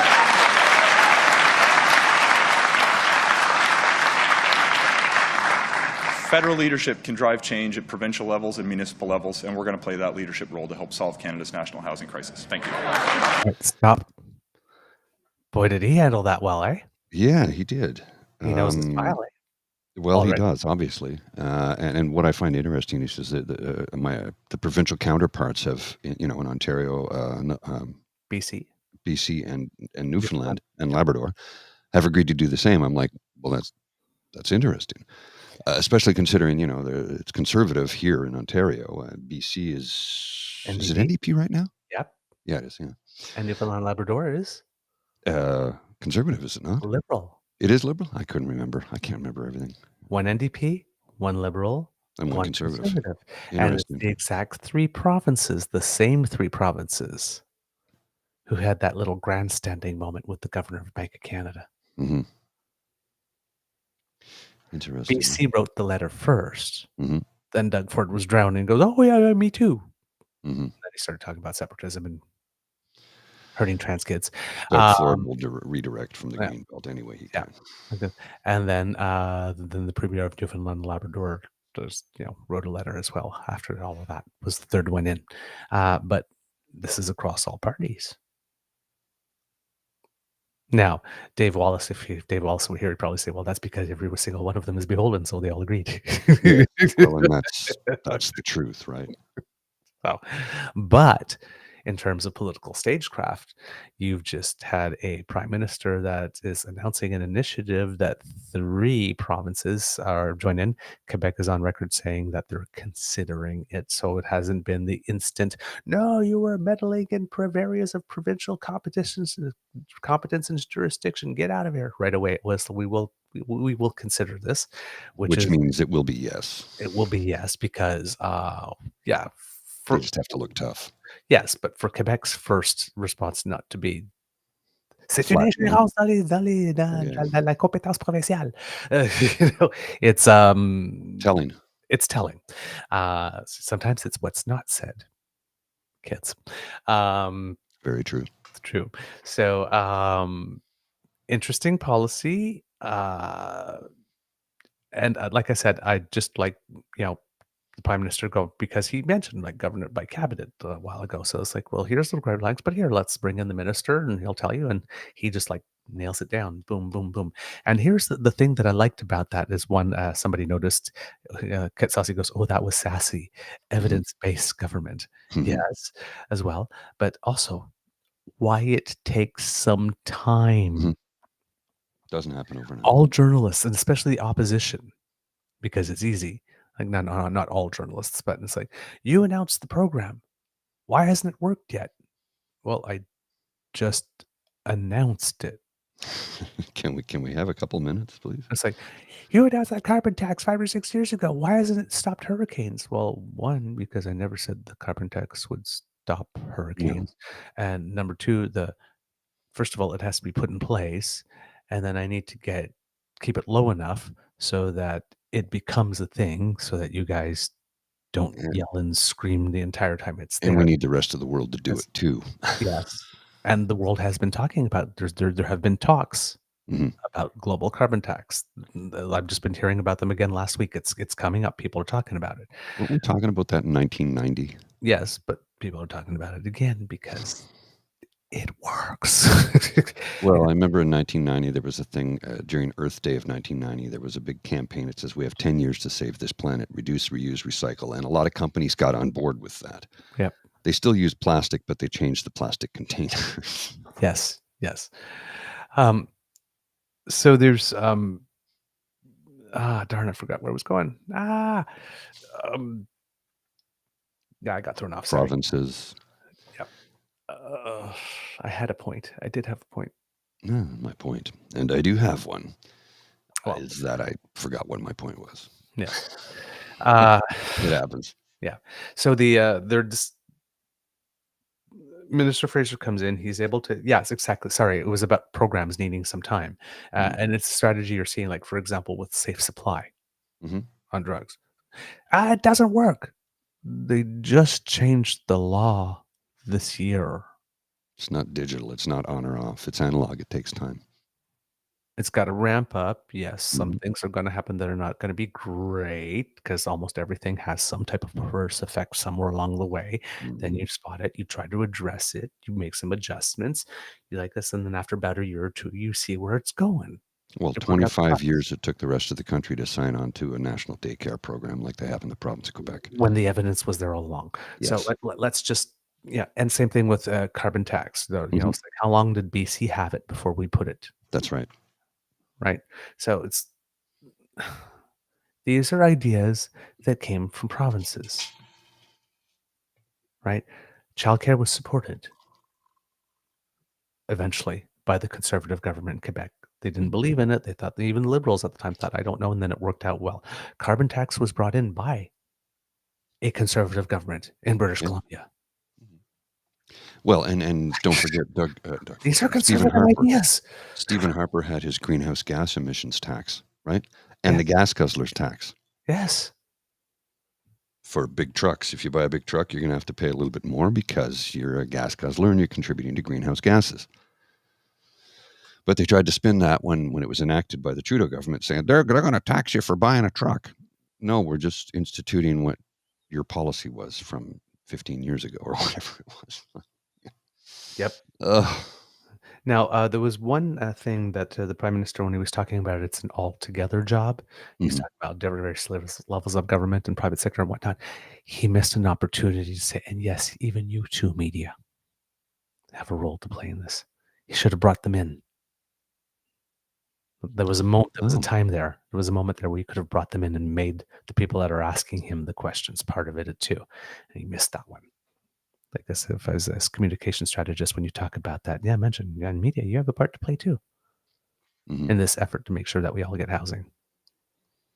Like maybe making sure that you're doing very responsible reporting and not poo-pooing on every idea right off the bat Mhm. just because of the ideological bent of your outlet. Just Indeed. saying. All right. Do we have something around 1532? Let's see Now, here. this is the first opportunity where a journalist gives him an opportunity to lay into the PP and the Conservatives. And watch what our Prime Minister does. Okay. This is going to be good then, I assume. I haven't seen it yet, so let's see. That. Well, first of all, there's always going to be room for political debate, and that's what political parties are always engaged in. But I'm sorry. Can we go back a little bit to actually get the question? Started exactly where you asked me to, so. Sorry, I misnoted the time. CTV News has now been used in an attack ad. A woman of Prime Minister, you are in London, an MP for this area, is a woman of color, 32 years old, a single mother. Her lived experience in an interview with CTV News has now been used in an attack ad by the Conservatives. What does this show you about their game plan, and how are you going to counteract that? Well, first of all, there's always going to be room for political debate, and that's what political parties are always engaged in. But what we're focused on right now is how we're going to deliver for Canadians. Canadians don't want to see politicians arguing back and forth. They want to see us rolling up our sleeves and delivering them the kinds of housing, the kinds of supports, the kind of aid on groceries and on competition and on small businesses that we're announcing today. This is just a start. We've got a lot to do. This is a government that has always been there for Canadians, to invest in a growing economy that works for everyone, invest in having Canadians' backs through difficult times, and we're going to keep acting. It's always important to have good debates, and the other parties are bringing that, but it's important as well that Canadians see real action, and that's what this government's delivering. Let's stop there. Notice what he did? You're going to Well, have to first tell of me all, he 'cause I pulled a missed it. Michelle Obama. When they go low, we go high. You go high. Yes. But then it's like Canadians don't want to see people fighting. Mhm. Pierre's calling the municipal governments gatekeepers. He's promising to punish them. He's promising that he needs to do something about the CMHC, those other gatekeepers. He's taking things that happen to other people and putting them in commercials in order to raise more division. Again, laying that groundwork. If PP continues, it's almost like that, in math class, if a train leaves Chicago going east at 70 miles an hour and the train leaves, because if 2 years before an election, PP's got the volume up here at 10, keeps on screaming like this and attacking here and attacking that journalist and calling this person a gatekeeper, and the Prime Minister's down here leaving this way and saying, Mhm. hey, let's all work together.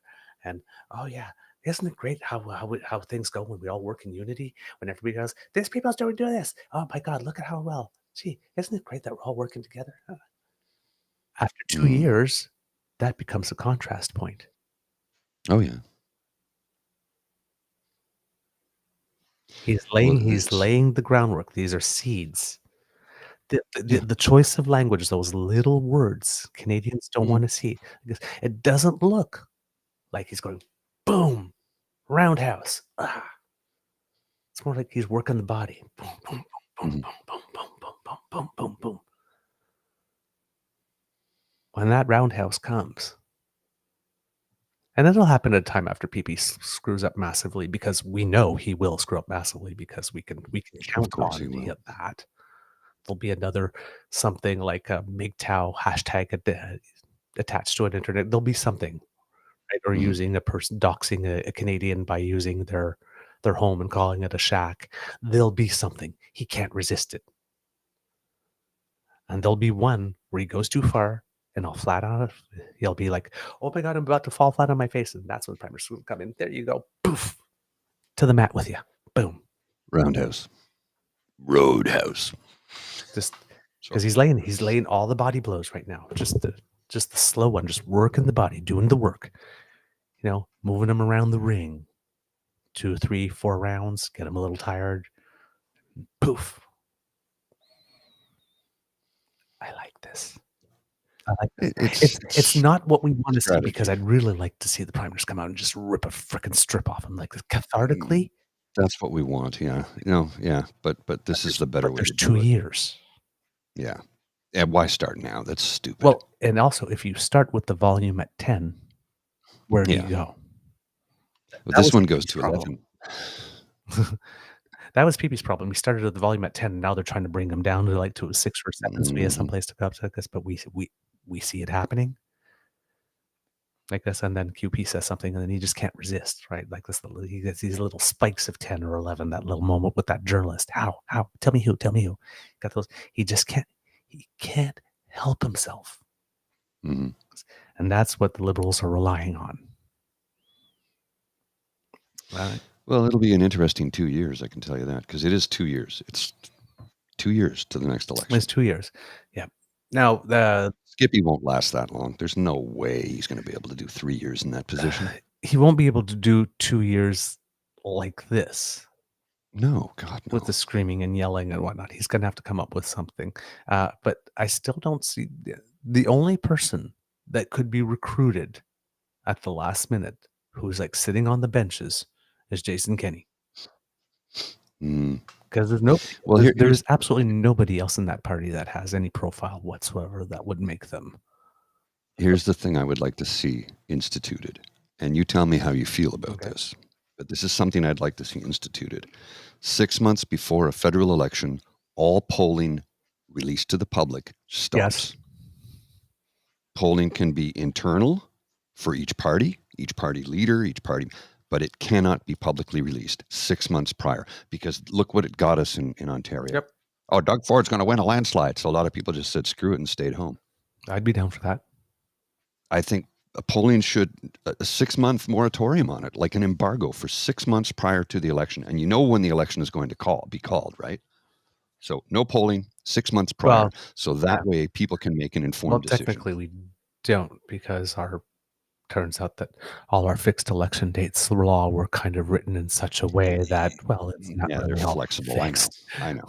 I get that. I do know that. But they were written in I'm completely totally heterosexual unless it's been like 3 months and I had a couple of beers in me and yeah. I know. It's really, they're broad based, really, but you get the spirit of what I'm going for. Yep, absolutely. Because right now the polls are saying the Conservatives are in the lead. Yeah, but the election isn't for 2 years. Yep. So who cares? Yeah. Like, really, who cares? Yeah.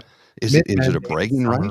Because we all know, well, we don't all know this, but for those of us in those, it's like mid-mandate, midsummer, just like that, those are the least dependable.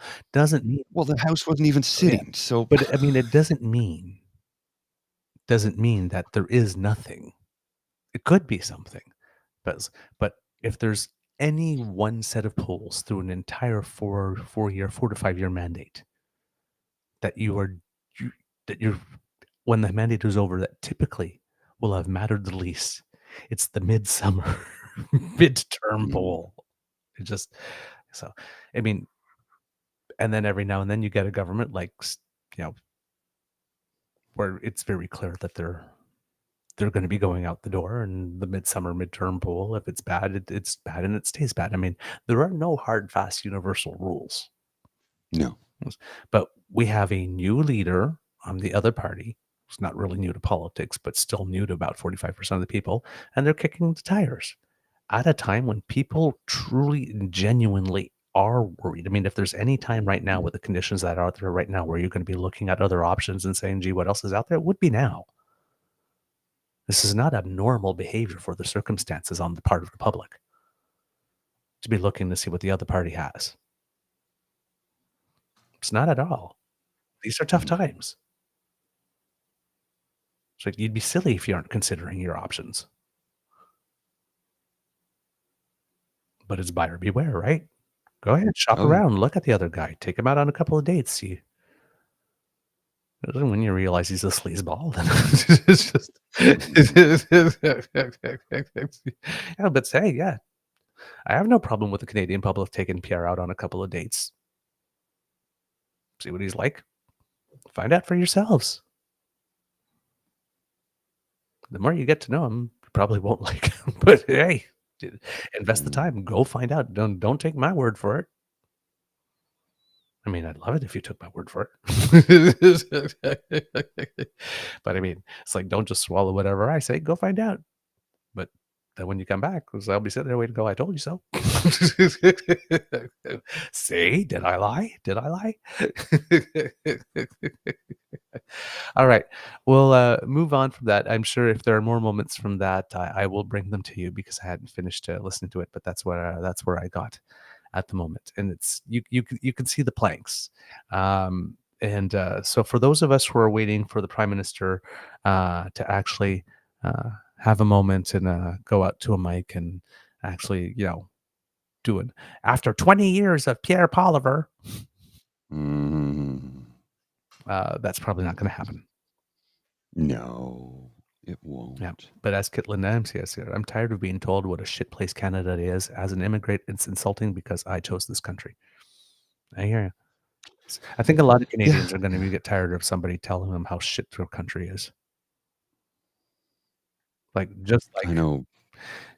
I am. Just like me, is getting pretty damn tired of allegedly heterosexual, allegedly cisgender, allegedly Christian, mediocre white men telling my rainbow family how it can live. Scott Moe. At some point, yeah, we're going to get tired of this. A lot of people are tired of it, myself included. Look, I'm exasperated all the damn time, and we all know why. It's just it's the level of garbage that gets spewed on a constant and daily basis and goes unanswered, and that is the part that troubles me to no end. I'm so tired of it. Mm-hmm. Now, kids, because it's been a little heavy, I have 2 bits of excellent news for you. The first one involves a former guest here at the Beaver Lodge, certain Mr. Jason Carman, if you remember him, who is the director of a movie. Oh, yes. I was blanking there for a second. From British Columbia. He stopped in for an interview, and we talked about his film. Well, it turns out his film got picked up for distribution, and it's being released nationwide today. Excellent. September 15th. He was just at the big film festival in Honolulu, Hawaii that he said he was going to, and it seems that he had a great time there. But yes, Golden Delicious, out in theaters nationwide, September 15th today. The reviews are really good. Excellent. I'm looking at intheseats.ca and letterboxd.com, and another one, Shadows on the Wall, co.uk. And all of them given it really well. Shadows on the Wall gave it 4 stars. 4 stars. I am just so happy for Jason. Oh, yeah. This is such good news for him. Well, I'm really eager to see this film. I really do want to see it. It is so good. It's well done. You've seen it Yes, already. yes, because I was judging the film festival, I got the screener. Right. So I got to see it. And then we got to see it again because it was the closing movie of the festival on the night we were announcing the awards. So we were there. So I actually saw it twice in about 3 days. Once on my computer and once on the big screen. And they also have a distributor in the UK and in Ireland that he Oh, cool. announced on March 29th. So, yeah, it's starting to go global. So, yeah, Jason, you sell that movie. Good man. But it just goes to show how long it takes to get a movie, right? Because he was at the Ottawa LGBTQ Film Festival in, I think, October of 2022. And he's been doing the festival circuit. And then in March, he gets a UK Ireland distribution deal. And now, I think somewhere in August, they announced a Canadian one. I'm not sure if he has an American one yet. But hey, it's just, and then when you think about, like, they were filming during the pandemic and all that, by the time you film a movie, I guess, or you start casting for a movie, and that's not even writing and getting it funded and greenlit and approved. Oh my God, it takes a long time. You have to really want to see that happen, don't you? It's a lot of work. Yeah. It's really not instant. Wow. But yeah, he's putting in the legwork. He's doing the work. He has a dream. He's trying to make it come true, and it looks like things are happening for him. So that's Canadians who make us proud. You go, Jason. And as you may notice, I am wearing something that has a little maple leaf on it. I see that. Yes, and it has a little. Let's see if I can. Canada. A little Canada on the back. You see, this is my official Team Canada tennis shirt. Because yesterday, the boys did it again, Mr. Grizzly. Oh, yeah? Yes. Now, Sweden was a country that we were expected to defeat in the Davis Cup just based on rankings of the players. But we did another 3-game sweep. So we are 2-0 in the ties, and we are 6-0 in the games. And interesting fact, but Bjorn Borg's son was on the courts yesterday playing against really? Vasek Pospisil. Yeah, his son, Leo Borg. He's playing tennis. Pretty good player. He's still in the coming up the rankings, about 300 and something in the world. But in a couple of years, you're going to be hearing about Leo Borg. He played really well. But yeah, 3-0. So Team Canada has the day off today, and tomorrow they play Chile. It's looking very, very, very good because the top 2 teams in the pool advance, and right now they're all alone in the first spot. But because there are only 4 teams, it's really possible for everybody to end up with like a 1-2 record, or many teams to end up with 3 teams to end up with a 2-1 record, and one with an 0-3. So we have to see how things play out. But having won all 6 matches does put and only dropped 2 sets, I think, in the entire 6 matches. So the guys are playing really well.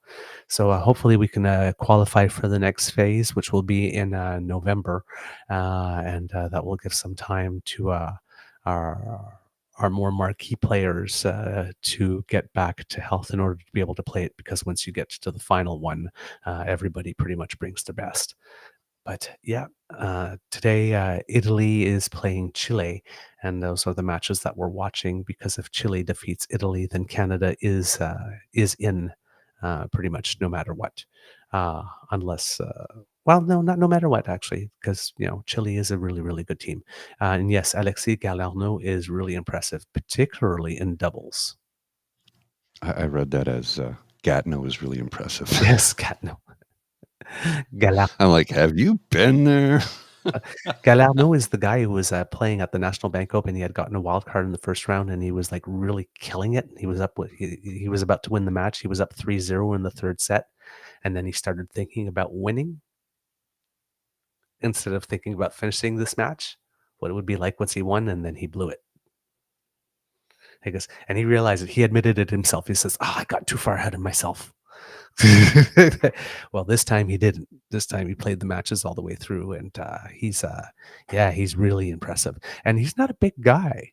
because he played doubles with Vasek Pospisil on the first day, and Vasek Pospisil 6'4". Like, you don't think when you saw Galarneau was like coming, I think he's up to his shoulders or something. So he's not one of these like really, really tall tennis players. These round niches or Gabriel Diallo's who's like 6'7" or 6'8", or John Isner's was 6'10", or popping, or who've been popping up. But you could you always see it when he's waiting for the serve, the way his eyes are like wide open.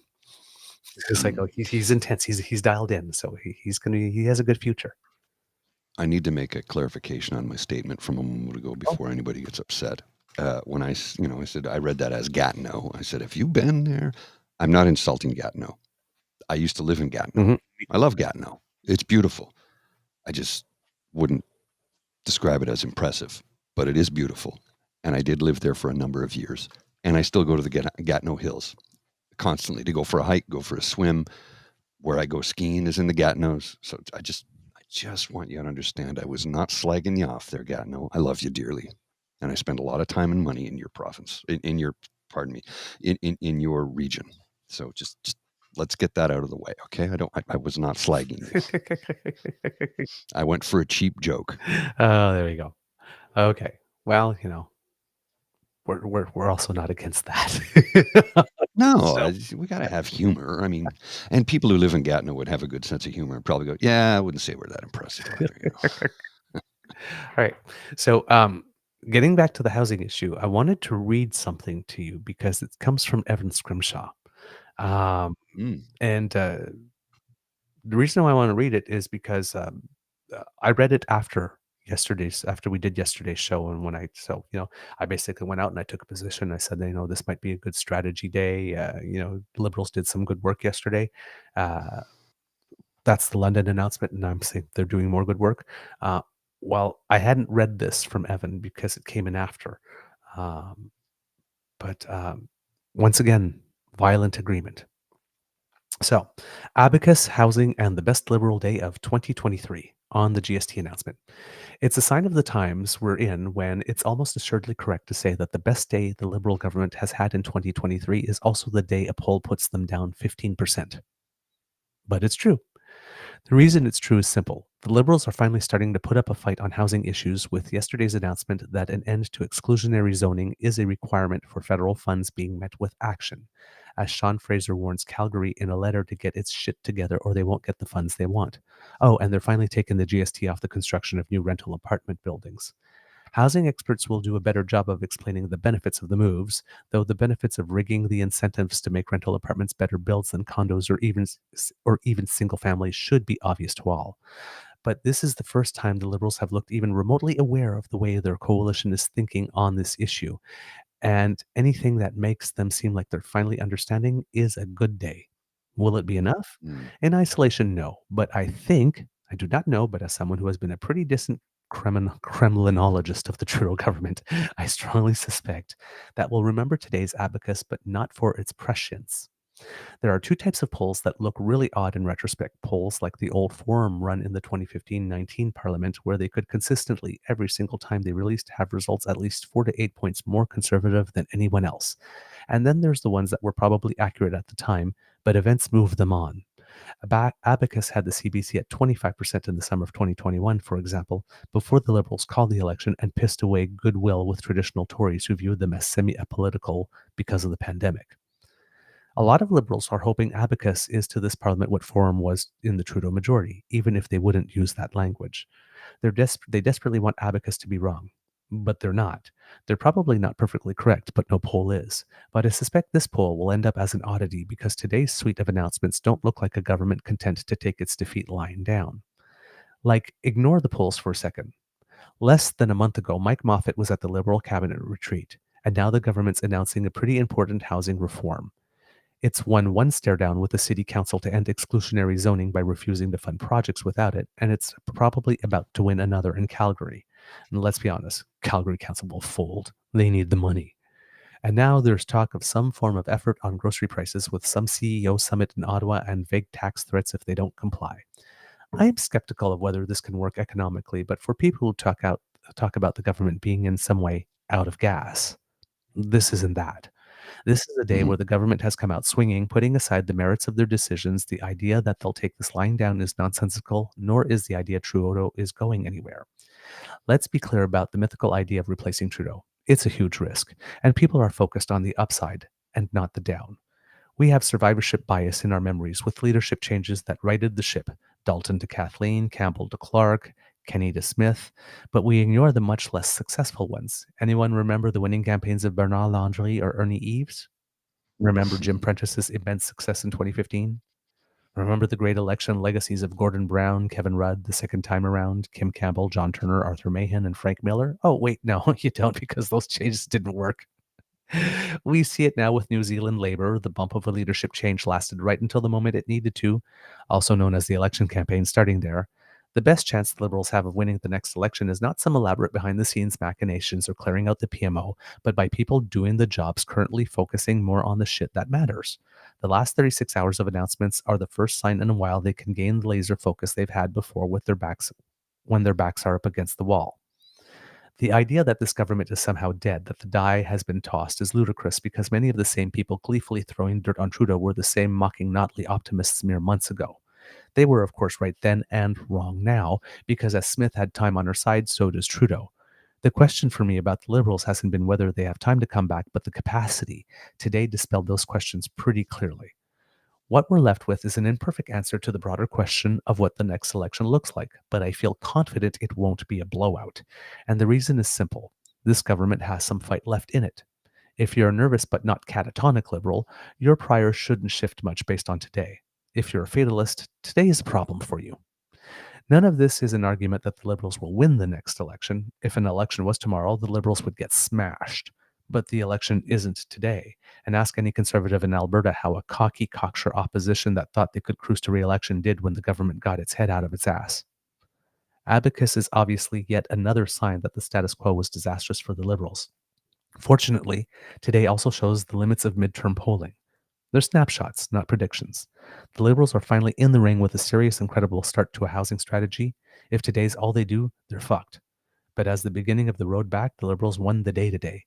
And fucking hell did they need it. I could not agree more. Yeah, no kidding. I could not agree more. And considering that the Conservative response to yesterday's announcement of $74 million was, oh, that's not going to do anything.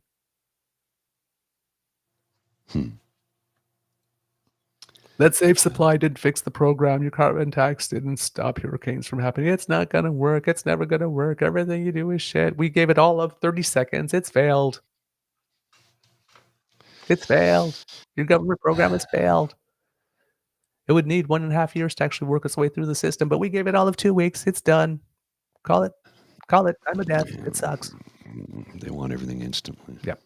So, yeah. I have something for you. All right, but good work from Evan. Good work. Yeah, no, great. As always, right?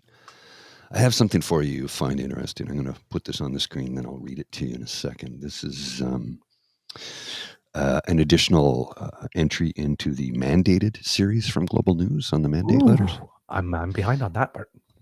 This one just came out. When Ontario Premier Doug Ford first took office in 2018, his first environmental minister was given a simple yet central task: get climate legislation out of the way of business. Whoa. The mandate letter, written for the province's Minister of Environment, Conservation and Parks, suggests his task was to remove environmental and climate legislation, not to create more of it. The contents of the mandate letter have been closely guarded by the Ford government since it was given to the minister in 2018. It can now be exclusively revealed by Global News as part of the ongoing mandated series. Wow. What did I say? Did I not call it? Oh, yeah, you did. First day that letter came out, did. the service strategy. That's it. Oh my God, I can't believe it. What a sucky thing. No. Let's just wait. You got brackets with 3 dots in there. Those things are not in that article for no reason. Mm-hmm. So I'm going to put a link to this article in the chat. Anybody who wants to go in and read it in detail. Okay, so is that the first mandate letter that's been released, or have they released others already? No, this is just further. This is the this is just further. I don't know. I haven't read through the whole thing yet. It just came across my feed, so I wanted to get it out. So it's in the chat. Anybody wants to click on it and give it a good read, and by all means, give us your feedback, because old Dougie's going down for this one. Isaac, amongst a dozen other things. Yeah. Now, we've been talking about Colin DeMello a lot because he's named like this, but the other journalist that I didn't get to mention, give credit to, because you need to give credit for good journalism, Isaac Callan. So it seems that they are working together on this. Isaac Callan is an online digital broadcast journalist for Global News. He joined in 2022 after covering local news and politics for the Pointer and Peel region. Before moving to Canada, he studied history at the University of Glasgow in Scotland. In his spare time, Isaac enjoys following soccer, traveling, and history books. So there you go. Just because he's a journalist whose name I hadn't heard before, Colin DeMello, I've known. He's been a mainstay. Well, he's been on television for a number of years too, right? But well, gee, how interesting is that? I think now we're getting an idea of why it is that Doug Ford wanted to keep those mandate letters so damn quiet. Oh yeah. Get environment out of the way of business. Well, that sure adds some color and texture to the Greenbelt file now, doesn't it? Phillips was asked to work with other ministers to look at, in quotation marks, various pieces of environmental legislation that impact businesses, end quotation, and make sure the laws and regulations are, begin quotation, as flexible and nimble as possible, end quotation. He was instructed to make sure environmental assessments, a complicated set of studies designed to predict the impact of new projects on the area around them, could be completed within a calendar year.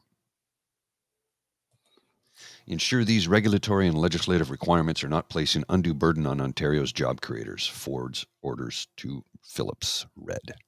Wow. Yeah, this is why he went into the Greenbelt, because he didn't give a shit. Wow. As long as his corporate overlords, the developers, his wealthy donor class are happy, Doug's happy. Get those things out of the way. Look, the building wouldn't have burnt if you had made it out of asbestos. These people. Ah, shit. That's an actual quote from Trump, by the way. Yep. An actual quote, because he didn't want to pay for sprinkler systems, so he didn't put them in a building. But if you had made it out of asbestos, it wouldn't have burnt. Oh, jeez. You guy's an idiot. Yeah, maybe the building wouldn't have, but the stuff in it is still flammable. Yep. Unless everything in your house is made of asbestos, it's going to burn. It's like the end of the Poltergeist. It's like, you removed the headstones, but you didn't move the bodies. Yep. It's just... all right. Also, on the housing stuff, for the first time in the province of Quebec, there's going to be a grand municipal summit on homelessness that will bring together elected officials as well as community and institutional partners. To open the summit, Premier François Legault announced some measures. He also mentions that there are about 10,000 homeless people in the province, which is double the rate of about 4 years ago.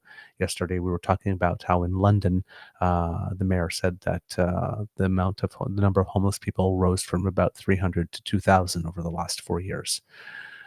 So they've announced, the Ministers of Social Service and Housing of the province of Quebec announced $20 million to help set up more shelters.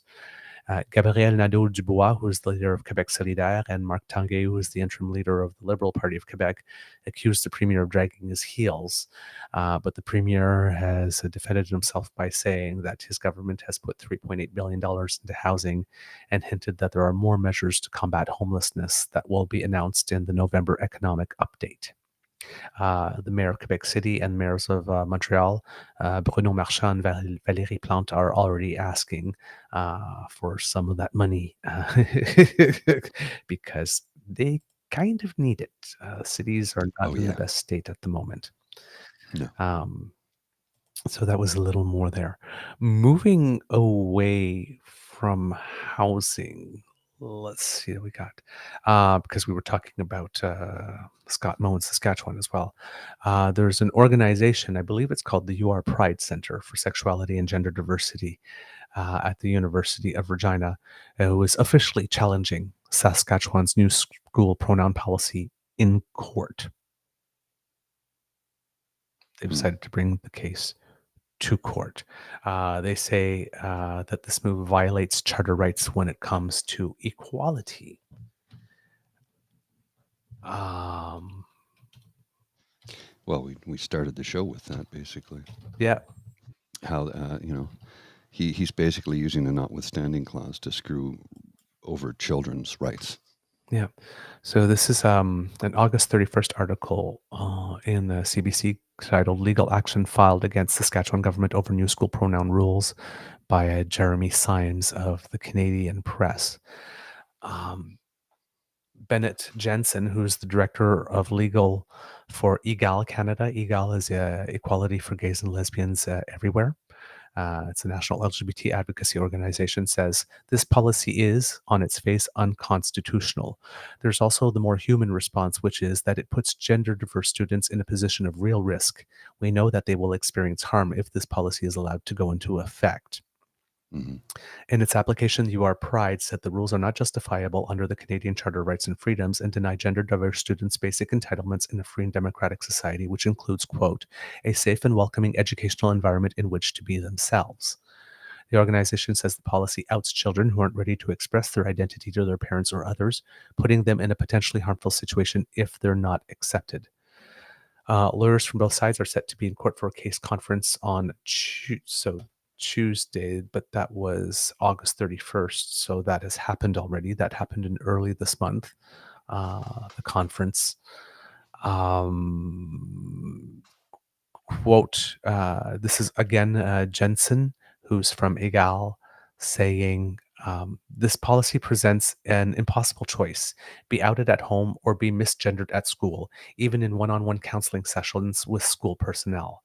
Yeah, that would be a little odd. Mm-hmm. I'm guessing that's why a lot of school personnel, particularly social workers, whatnot, don't want to sign on to these things because you're actually going to send the kid to us for help and you're going to force us to misgender them.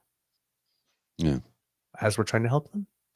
I don't see how any good could come of that. Either outcome entails devastating and irreparable harm to a vulnerable young person. Now, the Saskatchewan government and all of the province's 27 school divisions are named as respondents in the application, and it states that the respondents have a right to state their response on court on September 14th, which was yesterday. In an email statement, the Saskatchewan Party government said it remains committed to the policy. Quote, the government maintains its position that parents and guardians have a key role in protecting and supporting their children as they grow and develop. Nobody denies that that's the case, but this has nothing to do with that. And will do everything in its power to protect parental rights, which are not a thing. Not a thing. They're just not a thing.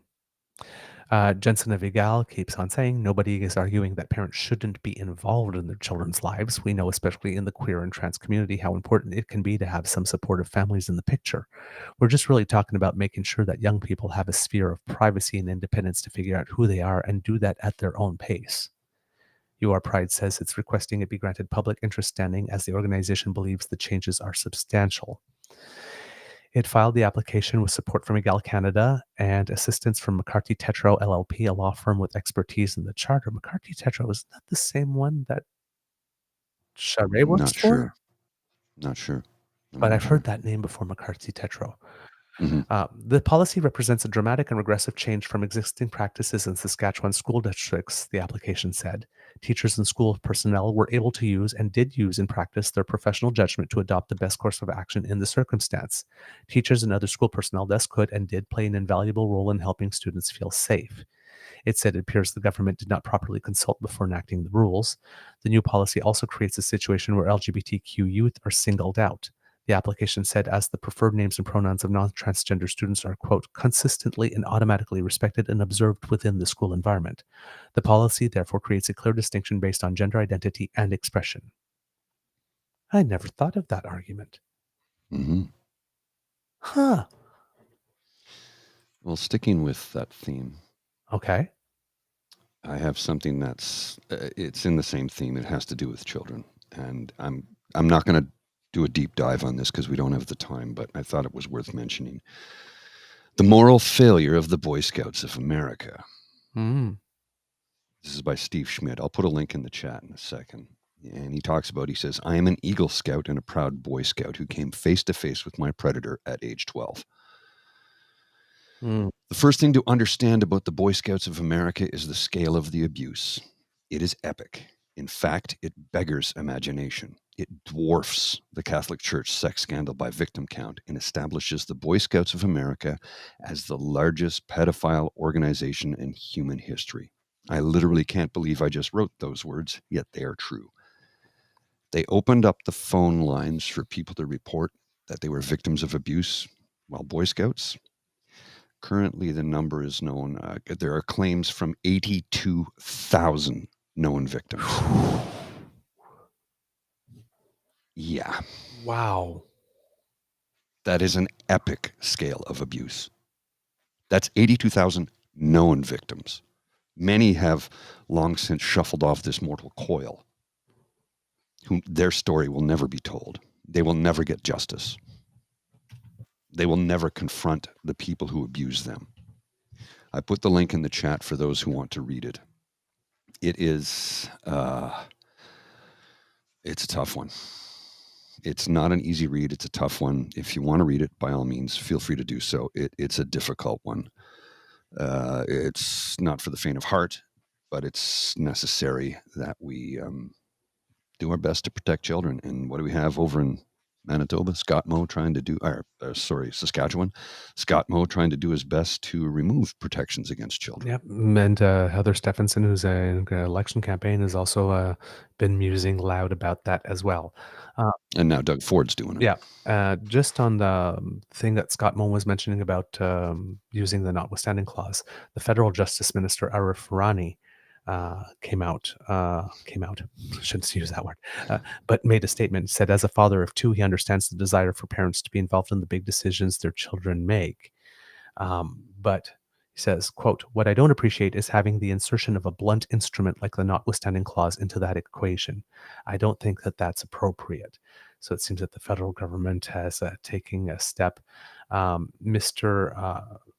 Premier Moe says, but you can have the assurance that the government will utilize any and all tools available up to and including the notwithstanding clause should it be necessary to ensure this policy is in place for the foreseeable future. The Justice Minister, Varani, says, we just have a policy that hasn't even been codified into law. Let these processes run their course before we even started to talk about that.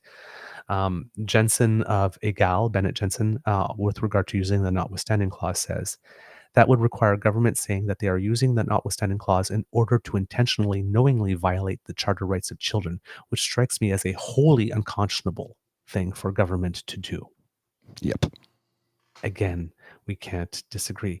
Jensen argues that the Saskatchewan government is violating the charter rights to equality as well as the right to life, liberty, and security of the person. Indeed they are. It's really important that we get clear court direction about how the rights of gender diverse students operate in this context. And my hope that this is guidance that can then be brought to premiers of other provinces who are seeking to pursue similar policies. Be right back. All right. Back just a second. I know Mr. Grizzly has a meeting coming up, so I'm going to start wrapping up the show, kids, because we have a show for you. We hope that you enjoyed listening to us because we loved making this for you. Of course, sharing is caring and word of mouth is priceless. So please let your peeps and poops know about us. Thank you so very much for all that you're doing to help promote us. We really, really appreciate it. We see the retweets. We appreciate every single one. Thank you. Thank you. Thank you. If you would like to subscribe, please, the QR code that just appeared brings us to the pod page, which is sponsored by the Ray Girl.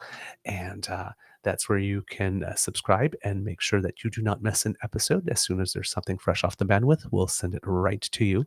And that squiggly by Mr. Grizzly's head brings you to our coffee page where you can make a donation to the Eager Beaver Lodge Emergency Hydration Fund. Because, and I did read the comments yesterday, to keep us Lubricated. That's James's new porn name. Lubricated. Lubricated. Sorry, I got a cough. Lubibrious is another good word. I like that one. Which one? Lubibrious. Did I say that? Lubibrious? I may have said it wrong, but you know the term I mean. Lugubrious. Lugubrious? That's it. Is it? I think so. I think it's lugubrious. Lugubre. I always have to think in French. So yes, if you'd like to encourage us to do more, go to our coffee page. That's the squiggly that appears by Mr. Chris's head. And that's where you can make your donation to the hydration fund. And if you are listening, you go to ko-fi.com/eagerbeaver, all in one word, lowercase letters. And if you are interested in subscribing to other things, make like Kit Elaine and go to our True North Eager Beaver Media Incorporated YouTube site and smash those buttons. We have 3 of them for you. Like, share, and subscribe. Our 3 favorite words other than free beer today. Exactly. Okay. So that's where you can make your contribution, as have some lovely kits. I'm seeing them coming in. Unfortunately, on this new computer, for some reason, I'm having difficulty accessing the donation page to read your comments. So when I'm able to do that, I will thank you all personally. But to the 3 of you who have made some donations over the past few days, thank you so very much. And we will give you proper credit. We promise. All right. Because democracy is something that you do, make sure, as Kit Cassie says, today's your last day to check to see if you're on the registration list for the election in Manitoba. So please do that. Write to your MPs, donate to the Red Cross, all the good stuff, please. And if you like I said, make sure that you take some time to show up at your school board meetings and city hall meetings so that you can be an extra voice if there are some people there that decided that their path to elevating themselves also goes through holding transgender children's heads underwater. Indeed. We don't like that. From the Beaver Lodge, this is your Eager Beaver saying it could be a tough world out there, so please be kind to and gentle with yourselves. Mr. Grizzly, some words of wisdom. Yes. I'm going to be talking in depth over the next few shows next week about this book that I'm reading. Oh, you are reading it. Okay. Yes. I ordered it. I received it. I've just started to read it, and it is all about the religious right, the zealous religious right in Canada, and how they were trying to take over our government. This is a frightening book. This is a horror book like none I've ever read before, because this is real and it's happening, and they are trying to strip people's rights away. So I suggest you, if you can go to the library and pick up a copy. If you have to purchase it online, you can get it at Amazon. Just it's a book that should be read and shared, and people need to know what's going on in this country and how these people they want Gilead. It's what they want. Yep. And kids, if you were paying attention, Mr. Grizzly had a little Freud in there. He said coffee instead of copy. So make a donation. He needs it bad. Lane asks, is Mr. Beaver on Casual Friday this evening? I'm hoping to be. We are traveling this evening, and I will be at my Beaver father-in-law's home, which doesn't really allow much for quiet space. He does go to bed very early, so I'm going to try my best. Yeah, I might pop in for a little bit tonight if I have the time. I got a lot on the plate today, but I should be able to pop in for a little bit just to let James know. I'll swing by and say hello. Yep. Okay.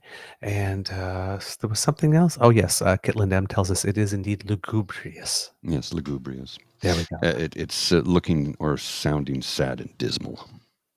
Oh, is what the definition of it is. Like when the technology works and I can't do the show. Yeah. You're rather lugubrious. Mr. Grizzly, roll them credits, please.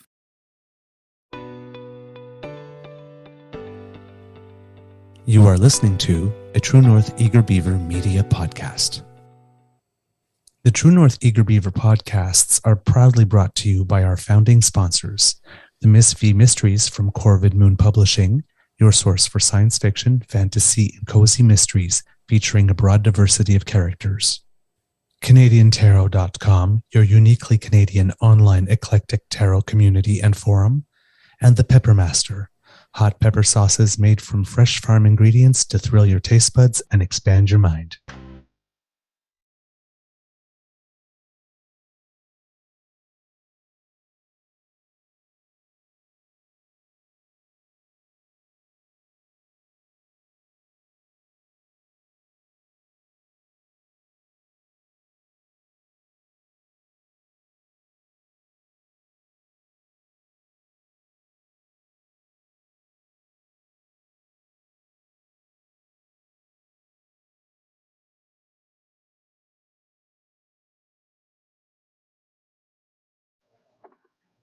All right, kids.